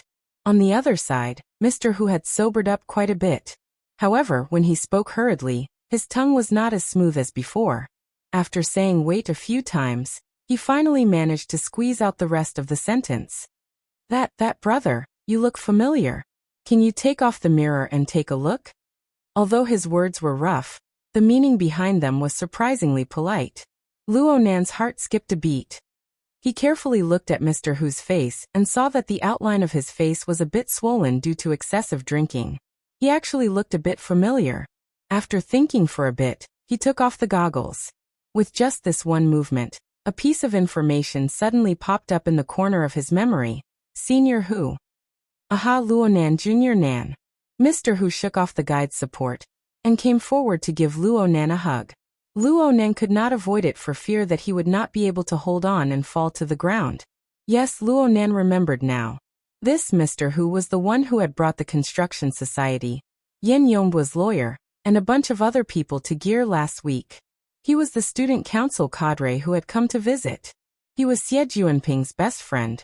Xie Junping called him Hu San. His real name should be Hu Huaying. According to Xie Junping, this person was a bit muddle-headed, but he was a reliable person. However, was his relationship with Hu San that good? On the other side, although Hu Huaying was 70 to 80% drunk, his heart was still clear. He and Luo Nan had only met once, but Xie Junping and Luo Nan were not. Hu Huaying also worked in the club activities department. He had seen everything that Xie Junping had been doing for the past week. Xie Junping had been running back and forth for Luo Nan to join the order club. Ever since they knew each other, when had he ever seen this young master so worried? Even though he was very clear about Xie Junping's sexual orientation, he couldn't help but think, could it be that this bro turned the Xie family's playboy gay? As Xie Junping's best friend, Hu Huaying was very clear about her attitude. Showing enthusiasm was just the beginning, the key was the next step. Junior brother, you have to go to class tomorrow, right? If this chapter is not finished, please turn the page. Are you done? Hu Huaying expressed that she had always been concerned, and took the opportunity to get closer. You want to experience the VIP area, right? Actually, you could have just told me in advance. I still have some shares here. She lowered her voice and raised her voice. Of course, there's also manager Yin Le. Junping and I call her sister. She's always taken care of us. Sister Le, this is my junior Luo Nan. He's very close to Junping. Luo Nan. Yin Le stared at Luo Nan. The latter lowered his eyelids, looking a little introverted. He called out softly, Sister Le. Hu Huaying saw that Luo Nan was too introverted, and was afraid that he would feel awkward. She laughed. I made a mistake today. No matter what, since I'm here, I'll let junior brother stay in the same room as me. I'm just going to sleep anyway. Luo Nan opened his mouth but didn't say anything. His gaze returned to Yin Li's face and he couldn't look away. Yin Li smiled faintly. Her gaze swept past Hu Huaying and Luo Nan. I still have to give face to the little boss. Sister Lu, you're magnanimous. Hu Huaying laughed and pulled Luo Nan to thank Yin Li. Luo Nan said, Thank you, Sister Lu. His eyelids lowered again. At this time, Yin Li sighed helplessly. Luo Nan, I'll call you Brother Nan. You should know how the restrictions came about. You can experience it in the VIP room, but you must take care of your body. Oh, your body hasn't recovered yet, right? I understand. Hu Huaying patted her chest and took charge. God knows if the alcohol had passed. Yin Li nodded at them. Little boss and Brother Nan, you guys have fun. There's a problem with the renovation of Sky Capital Water Village. I'll go take a look. Hu Huaying laughed. Once the branch opens, it'll be your territory once you leave the school gate. It's all for you bosses to earn money. Yin Li shook her head and smiled. She bid farewell to the two and walked into the elevator. Before the elevator door closed, Luo Nan glanced at Yin Lu again. However, he was caught by Yin Li. This female manager, who had an extremely outstanding appearance and style, gave Luo Nan another smile. She gently waved her hand, bidding him farewell. Then the two guides picked the rooms and led Hu Huaying and Luo Nan to the inner part of the VIP area. According to Hu Huaying's introduction, the overall structure of the VIP area was distributed like a swarm. They were all separated luxurious rooms. Everything in the gaming area below could be found here. This chapter is not finished. Please continue. And it would only be more exquisite. The VIP rooms were like the private rooms below. However, the gaming area was integrated into it. There was also a scanning area in the room. Under the guidance of the two guides, Luo Nan re-entered this area and started scanning again. This time, all the permissions were unlocked and a new set of peripheral equipment was sent over. The two guides had gone through professional training. They stepped forward and helped Luo Nan put on the combat suit and take care of the equipment. Ever since Luo Nan could remember, he had never received the treatment of having someone help him dress. Frankly speaking, there was an indescribable comfort when 4 delicate hands touched his body, be it physiology or psychology. He was even a bit embarrassed. This time, there was no trace of acting involved. Hu Huaying was overjoyed. She kept egging Luonan on, wanting to see the world in chaos. The short-haired guide was very courageous. She saw that Luonan really did not have much experience. He was a standard rookie, so she deliberately reached out to touch his chest and teased him. "Your acting is quite good. You even called yourself Frost River number 3. You scared us." Luonan's heart skipped a beat. He whispered in a hoarse voice, "Can you not tell Manager Ian about this? It's embarrassing. We're not that talkative." As she spoke, the short-haired guide seemed to have thought of something. She turned her head and muttered to her companion. The two of them tried hard to hold back their laughter, but they were not very successful. Little did they know that they could not hide anything from Luonan's mental senses. The short-haired guide said, "This kid definitely has a maternal complex." When he looked at Manager Ian, his eyes were glued to her. What could Luonan say? He could only pretend that he did not know. It was fine as long as these two people agreed to his request. The problem was that the two guides were not the only ones who thought this way. Hu Huaying was the same. She leaned on Luonan's shoulder with the help of alcohol. "Junior Nan, that sister Lu is beautiful but not easy to mess with. Don't get hot-headed or you'll be embarrassed in the future." What the hell was going on? Luonan was speechless for a moment. The real reason he paid attention to Ian Lo was actually very simple. They had met before. However, it was through the Wraith Sign's perspective. At that time, Ian Lo appeared at the Bloodflame Order's sacrificial activities as a deputy first ablatum. She was fully deserving of being a high-ranking member of the Order. Frost River reality was worthy of being a cooperative project between the government, the military, and the society. Now, even the Order wanted to get involved. He just did not know if the major shareholders knew about the identity of a sensitive person like Ian Lo. Or was it just a coincidence?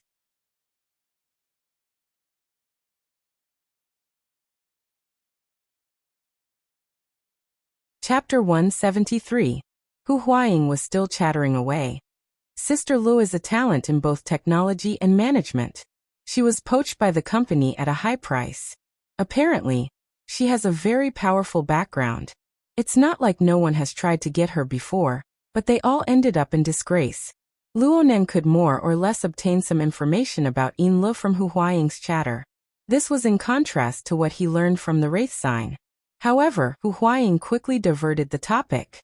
She was eager to bring Luonan to experience the relatively easy-to-get kind of experience.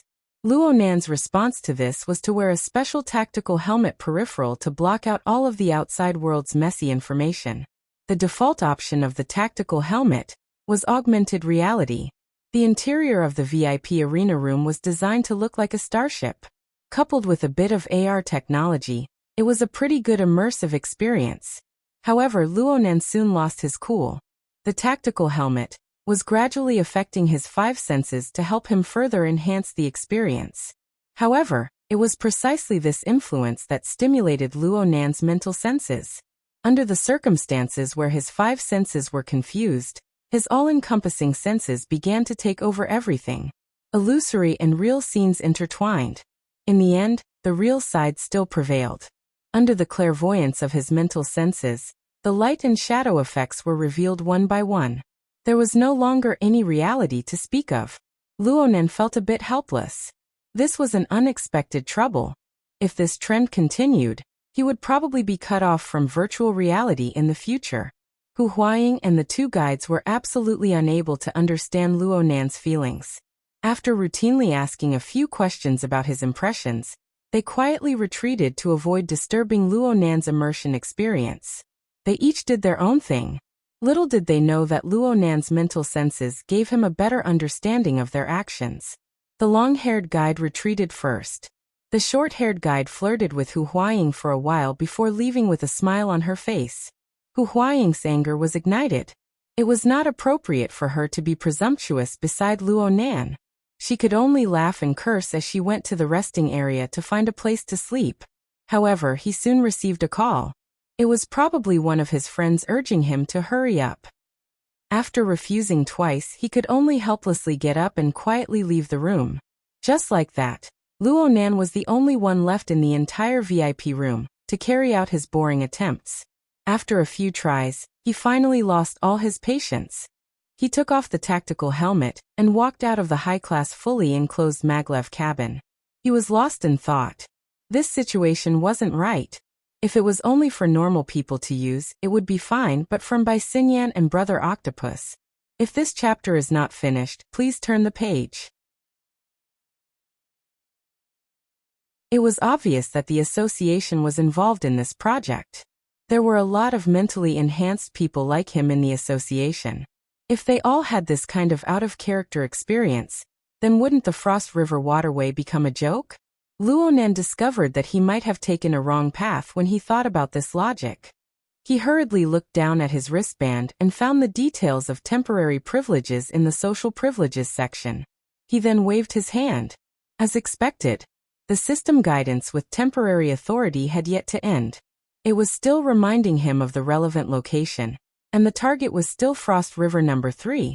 He should have realized it a long time ago. The authority Bai Xinyan gave him was clearly not compatible with the local reality system. They might not even be on the same data chain. You should have told me then.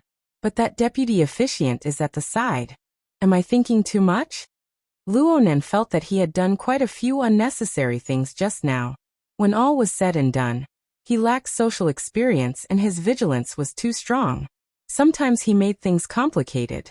He thought about how he had asked the two guides to keep it a secret not too long ago. Now that he had to ask them for help, it was inevitable that he would be embarrassed again. Luo Nan could not go back to the past. He could only shake his head and walk out with his tactical helmet between his legs. Just as he walked out of the door, he remembered that there was actually a call service in the VIP room. He rolled his eyes at the sky. But at this time, the system guidance on his wristband came. It showed that the Frost River number 3 he had been searching for a long time had entered the signal link range. Do you want to activate it? Luo Nan was dumbfounded. Then he chose yes. There was a soft sound. The door of a room in front of Luo Nan opened automatically. It was originally pitch black inside, but then the lights automatically lit up. Luo Nan walked over. After he entered, the door closed automatically, isolating the inside from the outside. He felt quite emotional for a moment. He had originally come to examine his body openly. How did he end up doing it sneakily in a moment of carelessness? When the door closed, his wristband clearly vibrated, realizing the data link. The system guidance was fully activated. A very classic virtual image of a female. In any case, it was the type that Luo Nan found familiar. It was projected before his eyes. Hello, Explorer Luo Nan. Welcome to a brand new adventure. I am your guide Nina. According to the rules of the adventure manual, please enter the scanning area and equip yourself with the appropriate equipment. The scene guidance started just like that? Luo Nan confirmed that it seemed that this room, or perhaps the permission given to him by Bai Xinyan, directly locked the game project. It did not give him the opportunity to choose. This was similar to his experience in the VIP room. This chapter is not finished. Please continue. It was not quite the same. This was nothing. Luo Nan followed the guide and entered the scanning area. This was the third time tonight. The scanning this time was more detailed than the previous 2 times. The duration was longer as well. It even required him to do a few sets of movements from time to time against the released demonstration video. There was no doubt that this gave off a more professional feeling. Luo Nan could feel that the combat suit on his body was undergoing fine adjustments according to his movements, making it more comfortable. Then should he put on the helmet that was placed aside? As he was thinking, the helmet beside him flashed with red light. The virtual guide, Nina, spoke softly. Explorer Luo Nan. The system has confirmed that your current tactical helmet does not meet the requirements of the adventure. It needs to be changed. Please follow the guide and perform data binding on the new helmet. At the same time, the automatic mechanical platform turned around and presented a new tactical helmet to Luo Nan. Luo Nan took it and scanned it. It seemed to be no different from the previous one just by looking at its appearance. He shook his head and put on the new helmet. But the following interface made him a bit surprised. The interface was pitch black. There was only a silver-white dot of light in front of him. The system guidance asked him to focus his attention on the dot of light. Luonan naturally did as he was told. Next, the dot of light split up. 1 became 2, 2 became 4, and they spread out to the two sides. Soon, they turned to the limits of the range of his vision. But the system guidance still asked him to lock onto the additional dot of light. If it was a normal person, they would probably be stupefied. But for Luonan, who had grasped all-encompassing mental senses, it could not be any easier. Very naturally, he entered the level of mental senses from the basic visual senses. That's right, this was a special guide for ability users. Luonan suddenly realized. The dot of light split up into 360 dots. They covered the front, back, left, right, up, down, and so on. Luonan locked onto them one by one. Then all the dots of light converged into one. They were located right above the top of his head and pressed into his skull. Luonan's mental senses automatically cut inwards. Suddenly, countless lights and shadows appeared before his eyes. They interweaved with each other. After stabilizing, Luonan discovered that he had already entered the interior of a starship. The door that had just opened was in front of him. A metal-constructed corridor extended forward. Luonan hesitated for a moment before extending his hand to touch the opened alloy door. He saw that he was wearing a glove on his hand. The hard touch of the glove was fed back to him in an incomparably real way. The high wall of illusion and reality shattered with a bang at this moment.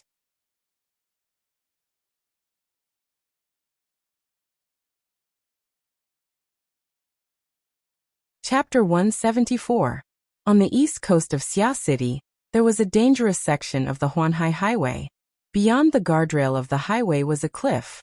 Under the dark sky, the fine rain was like mist, erasing the boundary between the cliff and the sky.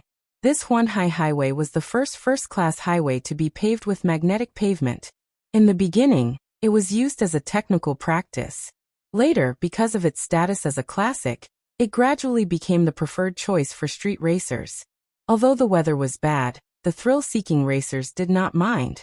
Sports cars sped along the highway one after another. With the help of the maglev system, they easily reached speeds of over 300 kilometers per hour. The headlights of the car were like a long sword that cut horizontally, cutting the curtain of night and the rain into pieces. They also made the cliff glisten and stand out from the hazy sea and sky. Bai Xinyan stood at the top of the cliff, looking at the staircase road that extended into the distance. The cars racing on the road were like fireflies moving in the opposite direction, gradually becoming indistinguishable in the curtain of rain. Xia City is still the same. There's no difference between it and Luoyang City. Faced with the harsh environment after the war, it was difficult to maintain the cultural characteristics of a large metropolitan area that was built in a hurry. A high degree of homogeneity was inevitable. It was precisely in such a boring jungle of steel that the seemingly turbulent, but actually monotonous structure of human nature was created. Because of this, every gifted type is worthy of special treatment, from the perspective of species diversity. Bai Xinyan had her hands in the pockets of her windbreaker. She faced the sea breeze and took a step forward. The fluttering raindrops condensed into fine ice crystals under her feet, carrying her body. Just like this, it condensed, shattered, and solidified, forming a faintly discernible ice crystal staircase. She crossed over the multi-layered road and arrived at the bottom of the cliff. There was no trace of the void behind her. Right now, Bai Xinyan was standing on a protruding platform about 10 meters above sea level. It was big enough for two people to stand on. On the inside of the platform, there was a recess of more than 3 meters deep and nearly 2 meters high. Traces of artificial excavation could be seen. Bai Xinyan didn't go in. She looked around and saw that there was an open waterproof metal box inside. Women's clothes were scattered messily on top of it, already soaked by the drizzle that blew in. How many years has it been since I've changed my casual lifestyle? Bai Xinyan looked away and stood on the platform, facing the sea. On one side of the sea, the rain fell like a curtain. It was a hazy scene. This chapter is not finished. Please turn the page. The wind and rain blew against her windbreaker, making it flutter loudly, but it didn't make her feel the slightest bit wet. Below her, among the jagged rocks, the tide was rising. Thick white foam floated on the blurry outline of the tide, swaying back and forth. Bai Xinyan gazed at the surface of the sea. After a moment, the corners of her lips curled up. The rain that fell around her once again turned into fine ice crystals. They fell onto the rocks in the tide with a rustling sound. In the time it took to take 2 or 3 breaths, the constantly swaying white foam of the tide had turned into all sorts of strange ice crystals. And the chill was still seeping into the seawater. Very soon, the reef and the half-frozen tide formed a twisted silhouette that looked like the face of a ferocious ghost. 1, Bai thought. Bai. He counted to 3. Suddenly, amidst the sound of the wind and the waves, there was a clanging sound that spread far and wide. The ghost face on the surface of the sea suddenly tore open. Correspondingly, the reef cracked and the seawater split. A slender figure broke out of the water from the middle of the crack and screamed, "Frozen, frozen to death, frozen to death." Zhang Yingying rushed out of the water. Her tight-fitting diving suit with red and black stripes showed off her good figure, but there was a layer of floating ice on her. Her loose hair was also covered with ice beads, messy and lacking in layers, which made her look a bit awkward. Her bare feet stepped on the slippery rock wall, and with a leap, she flew onto the platform. The sharp aura around her body had yet to dissipate, and as she cut through the curtain of rain, there was a hissing sound. On the platform, Bai Xinyan did not dodge. Instead, she smiled and opened her arms wide to embrace the figure that was charging at her. The camel-colored windbreaker was flipped up and covered both of them. Ah, white salt, white salt. Zhang Yingying was so excited that she wanted to roll around in Bai Xinyan's arms and rub off the ice droplets. Bai Xinyan, on the other hand, did not seem to care at all. She hugged the young girl in her arms tightly, and her chin rested on her hair that was covered in ice beads. She did not say anything, but she continued to smile. The excitement of meeting an old friend finally died down a little. Zhang Yingying put some distance between them. When she saw Bai Xinyan's face, she couldn't help but take a few bites. Aha! You haven't changed at all.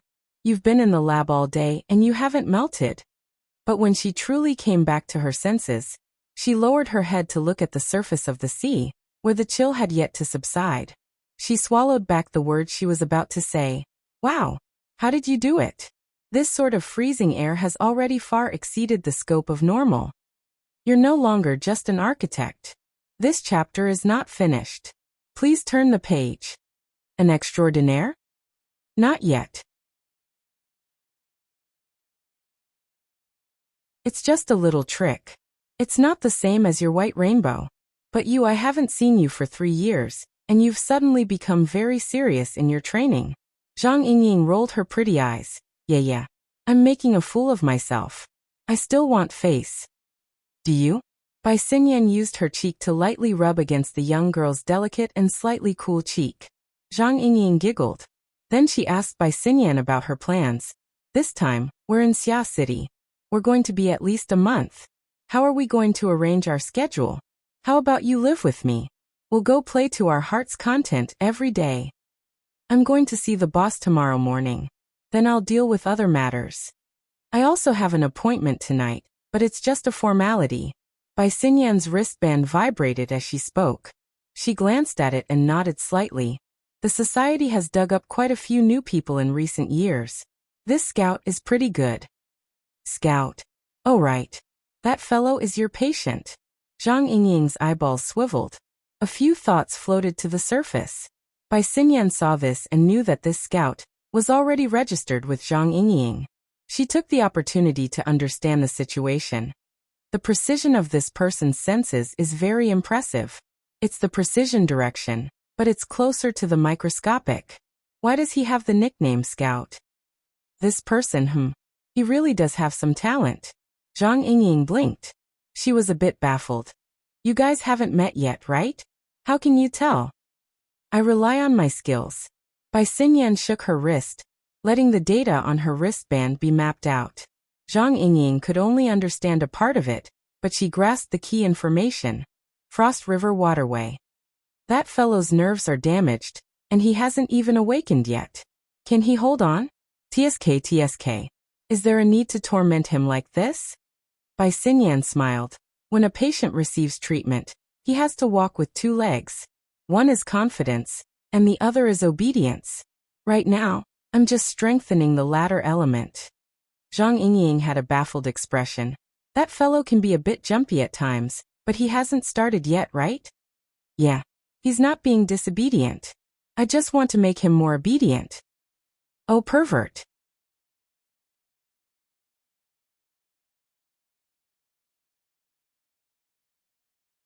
Chapter 175.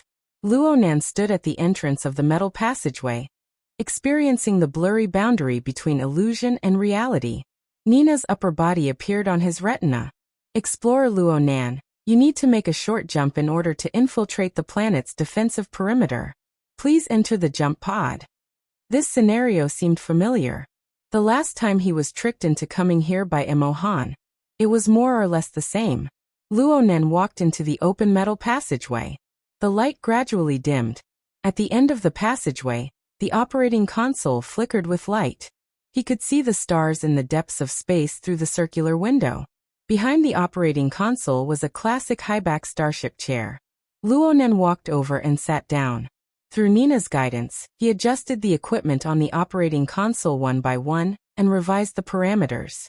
All of this was done to help the player adapt to the virtual environment, to minimize the influence of reality to the greatest extent.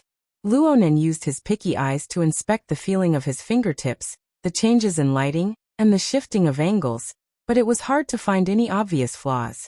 This degree of realism had already exceeded the limits of reality for the public. It should be due to the mental guidance that had been carried out before.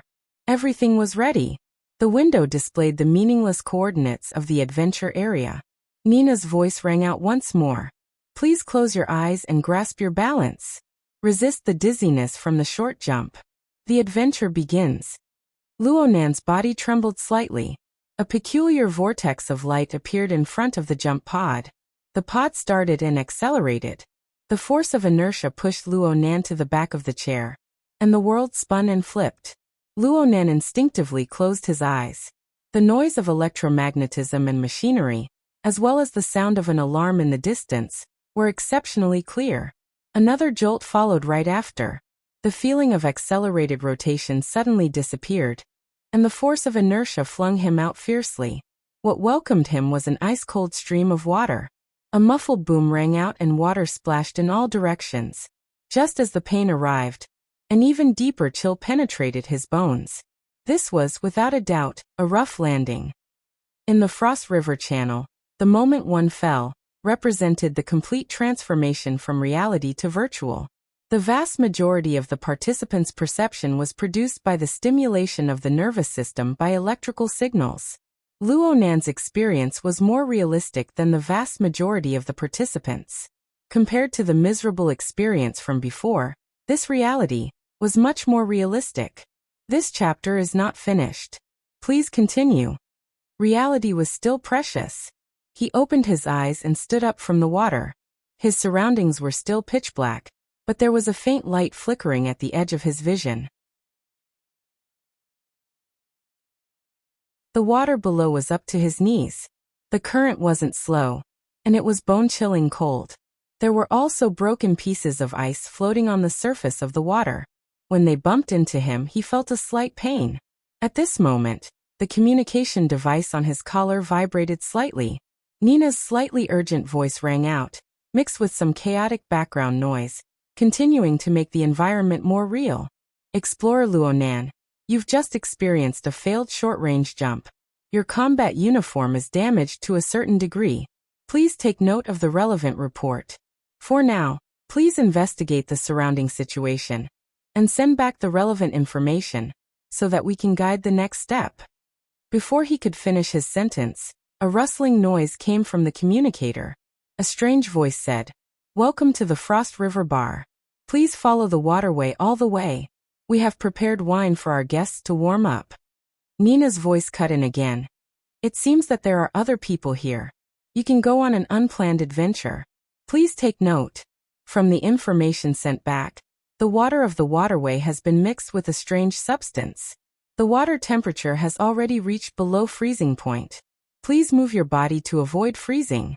From this moment on, the challenge of the Frost River waterway began. According to the rules of Frost River reality, the winner of the challenge would enter the Frost River bar, obtain a prize, leave their game ID, and enter the global rankings. Luonan just didn't know what the result of this ability user version would be. Luonan followed the route indicated by the tactical helmet. He went against the flow of the water and advanced. The Frost River waterway mission was to test the adaptability of the player's body under the stimulation of a low-temperature environment. Although Luonan had tried it once, he had been defeated early on. He did not truly understand the situation inside. He only knew that the length of the waterway was very vague. Some said it was 1,500 meters, some said it was 3,000 meters. Frost River reality had never released the actual data, but it was clear that the waterway was divided into 3 sections. In other words, there were 3 levels of difficulty. The first phase of entering the waterway was about 500 meters. The test was whether the player could maintain the activity of the body under the stimulation of the cold. The middle phase was 500 to 1,000 meters. It involved techniques such as holding one's breath, diving, underwater recognition, and so on. As for the final phase, the length was not determined. This chapter is not finished. Please turn the page. It involved extremely high-level techniques. It was a test for professional extreme survivalists. Last time, Luonan was only able to persist for 100 meters. He could not endure it and was kicked into protective mode. His result was quite embarrassing. The overall trend of the Frost River waterway was downward. After passing 10 meters, the depth of the icy water began to gradually increase. Soon it reached his waist. The icy water flowed with a gurgling sound. Walking in it was a difficult task, especially with the permeation of the cold. It numbed one's senses, making it very easy for a situation to occur. Luonan took a deep breath. Back when he walked in the Frost River waterway, he lost all feeling in his lower body the instant the icy water reached his waist. This time, it seemed to be more or less the same. This had nothing to do with the quality of the body. Instead, it was highly related to the sensitivity of the nervous system. The only difference was that Luonan was a bit muddle-headed last time. He was very sensitive to stimulation, but he did not know where his sensitivity came from. Right now, he could clearly feel that external stimulation acted on the cold receptors of his skin, forming nerve impulses that entered his central nervous system. They were conducted all the way to the temperature regulation center of his hypothalamus. His clairvoyance of the state of his body had already entered a level that ordinary people would find it hard to reach. It was a bit strenuous to cut into the cellular scale of the human body with a sensitivity of close to 1/10 millimeter, but when combined with his personal perception, he was still able to grasp a general outline. But this way, the amount of information that needed to be processed increased substantially. A sense of exhaustion quickly assaulted him, and his rapidly decreasing body temperature increased the rate at which his energy was being consumed. Next, his legs went soft, and he fell into the water. He had the helmet to protect him, so he did not choke. But the torrent of ice wrapped around his helmet smashed over with tinkling sounds. The icy water overflowed into his damaged combat uniform, and the chill penetrated deep. The excessive stimulation caused his blood to flow back. His body instinctively prioritized protecting his internal organs. His hands and feet quickly became numb, making him lose the ability to move. There was a boom, and the sharp, enormous ice smashed against his head. The helmet was damaged, and the icy water seeped through. Luonan choked to death, and his vision blurred. His consciousness became a bit fuzzy. Nina seemed to say something next to his ear, but he was no longer able to hear it. By the time his consciousness recovered, Luonan had already returned to the high-back starship chair he was in before the jump. As expected, he failed the Frost River waterway challenge.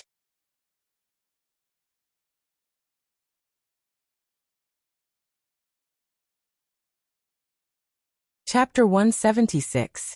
Luonan leaned against the back of the chair. His hands and feet were powerless for a time. His body needed a certain amount of time to adjust to the changes in the external stimuli. Right now, a hologram was erected in front of him. The central region was a playback of the video. It displayed the details of his actions in the Frost River waterway from multiple perspectives. There was no need to elaborate on his sorry state. All sorts of data appeared around the playback. Many of them were specialized terms. Luonen didn't really understand them. Even if he understood, it was hard to understand a project that had been completely digitized. He didn't know what level it represented, whether it was good or bad, due to the lack of comparison. Luckily, he discovered that there was a rather shallow conclusion at the lower center of the hologram. The challenger's body is weak, but he possesses outstanding sensory precision. He is a precision-oriented, mentally enhanced. However, he lacks the corresponding information processing skills. He lacks control over his body. He remains in the instinctive stage. Information processing skills? Control? Luonen recalled the experience he had just experienced. He had received a lot of information, but that was all. All of his nerve impulses and related reactions were still carried out according to his body's functions. They were carried out step by step. There really wasn't much control. He was quite convinced by this evaluation. Obtaining information was one thing, but processing and controlling it was another. Luonen knew that the temperature control center of the human body was located in the hypothalamus. He also knew the relationship between the relevant control areas and the type and nature of the neurotransmitters secreted. He also possessed the corresponding soul strength. It was enough to interfere with the material plane and give sufficient stimulation to the corresponding nervous tissues. But he really didn't know what to do if he let Luonen control it. This wasn't something that could be realized with just a thought. If he really did it, what would be the priority? It must be known that the hypothalamus was an important area for regulating the internal organs and endocrine activity. If the stimulation was inappropriate, it wouldn't just be a matter of losing the challenge. He might even play himself to death on the spot. Luonen sighed. He looked at his sorry state a few more times and chose to challenge once more. Bai Xinyan wanted him to try many times before. She gave him 2 hours of time. Only a quarter of the time had passed. He still had to practice. The problem was that nothing much had changed when he entered the Frost River waterway once more. The icy water of the Frost River waterway was fine. Please continue to the next page. What gave Luonen a headache was the rapid flow of water and the enormous chunks of ice that came crashing down from time to time, as well as other debris. Under the influence of the numbness caused by the cold, Luonen simply didn't have the leeway to dodge. He could only fail again and again. Luonen's dispirited thoughts were accumulating. He wasn't afraid of failure, but he was very vexed by the feeling of powerlessness that came from being unable to fix his own problems. He had practiced a few times, but he collapsed in the first 500 meters every time. It was the same problem every time. What was the point of trying again? The accumulated emotions had already caused his soul strength to go a bit out of control. Luonen simply chose to withdraw.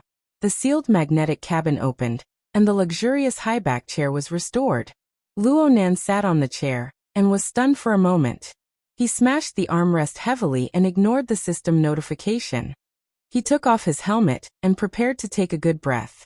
But the moment he took off his helmet, all the indicator lights around the high-back chair he was sitting on went off. The guide, Nina, disappeared, but the lights in the room lit up. The atmosphere of business was completely destroyed. His wristband vibrated again, and the system prompted, "You have voluntarily exited the system. Temporary authority has been turned off." Luonen was stupefied. He looked at his watch again. Not even half of the 2-hour time limit had passed. He just wanted to take a breather. Who would have thought that the system would turn off so simply? This kind of authority was really too much of a scam. Looking at it from another angle, that Ms. Bai probably didn't plan on giving people the option to rest midway. From the looks of it, that person's temperament wasn't that easy to deal with. Luonen's heart spontaneously gave birth to vigilance. He was like a mischievous student facing a strict teacher. And very unfortunately, he did a terrible job on the first assignment that this teacher assigned. His first impression of her had probably been completely destroyed. Luonen was a bit troubled, but it was too late for regrets now. The temporary authority had failed, and the illuminated lights revealed a sense of alienation. He could only leave. At this time, the automated mechanical platform rotated to his side. This meant that he had to leave the special tactical helmet behind. Luo Nan was a bit reluctant to part with the helmet when he thought about the difference in experience. This made the regret in his heart grow a step further. Luo Nan hesitated for a moment. He didn't return it for the time being. Instead, he walked back to the scanning area and picked up the other helmet that was placed there. He grabbed one helmet in each hand. This chapter isn't finished. Please turn the page. He waved his hands. On the surface, there was really no difference between the two. If Luo Nan hadn't gone to Hu Huaying's VIP room first and had an unsuccessful experience, he probably wouldn't have thought that a difference in equipment would cause such a huge difference in experience. But since he had already found the problem, why not continue to put in a bit of effort and thoroughly figure out what the difference was between the two helmets? Luo Nan couldn't restrain his curiosity. He adjusted the precision of his senses, and his soul strength penetrated the interior of the helmet. He knew nothing about the field of precision electronics, but the design and structure of the two helmets were practically the same. This gave him a standard of reference. With this comparison, there were some results. Luo Nan followed his mental senses to compare one area after another. Soon, he discovered that there was a compartment on the helmet of Frost River No. 3 that was roughly stuck to the top of the helmet. There was a chipset installed there. The helmet brought out from Hu Huaying's VIP room also had a similar compartment, but it didn't have a chipset. Clearly, this was where the difference lay. Luo Nan put on the tactical helmet once more, and his consciousness cut in. Right now there was no system guidance, but the more it was like this, the more fundamental things could appear. He noticed the energy and information roaming within the chip while it was in a charged state. Looking at the material structure, the scale of the energy and information was several orders of magnitude smaller than the cells of the human body. However, the soul's sensitivity towards energy and information was clearly higher. It didn't need to interfere with the material plane to be able to perceive and read the information with relative clarity. Luo Nan was able to detect that the chipset within the helmet of Frost River No. 3 was processing energy and information. It was a very familiar structure. It was extremely familiar. Luo Nan thought back a bit and determined the source of this familiar feeling. Jack, the dynamo core, the Tower of Babel. Yes, the operating form of energy and information within the chipset was relatively crude and rigid. However, the mode of exchange and transformation of information was undoubtedly the Tower of Babel structure that Jack had displayed that night, a certain segment. Even if it was transplanted into the chip, the operating mode of energy and information was essentially the same. This was really unexpected. You're tuning in to the Li Mei's Wuxia Whispers YouTube channel. We're so grateful for your support, and don't forget to subscribe to join us on this incredible journey through captivating stories. Your generosity through donations truly makes a world of difference, as it's the primary source of revenue that allows me to expand and enhance this channel for you. Thank you from the bottom of my heart for being a part of this adventure.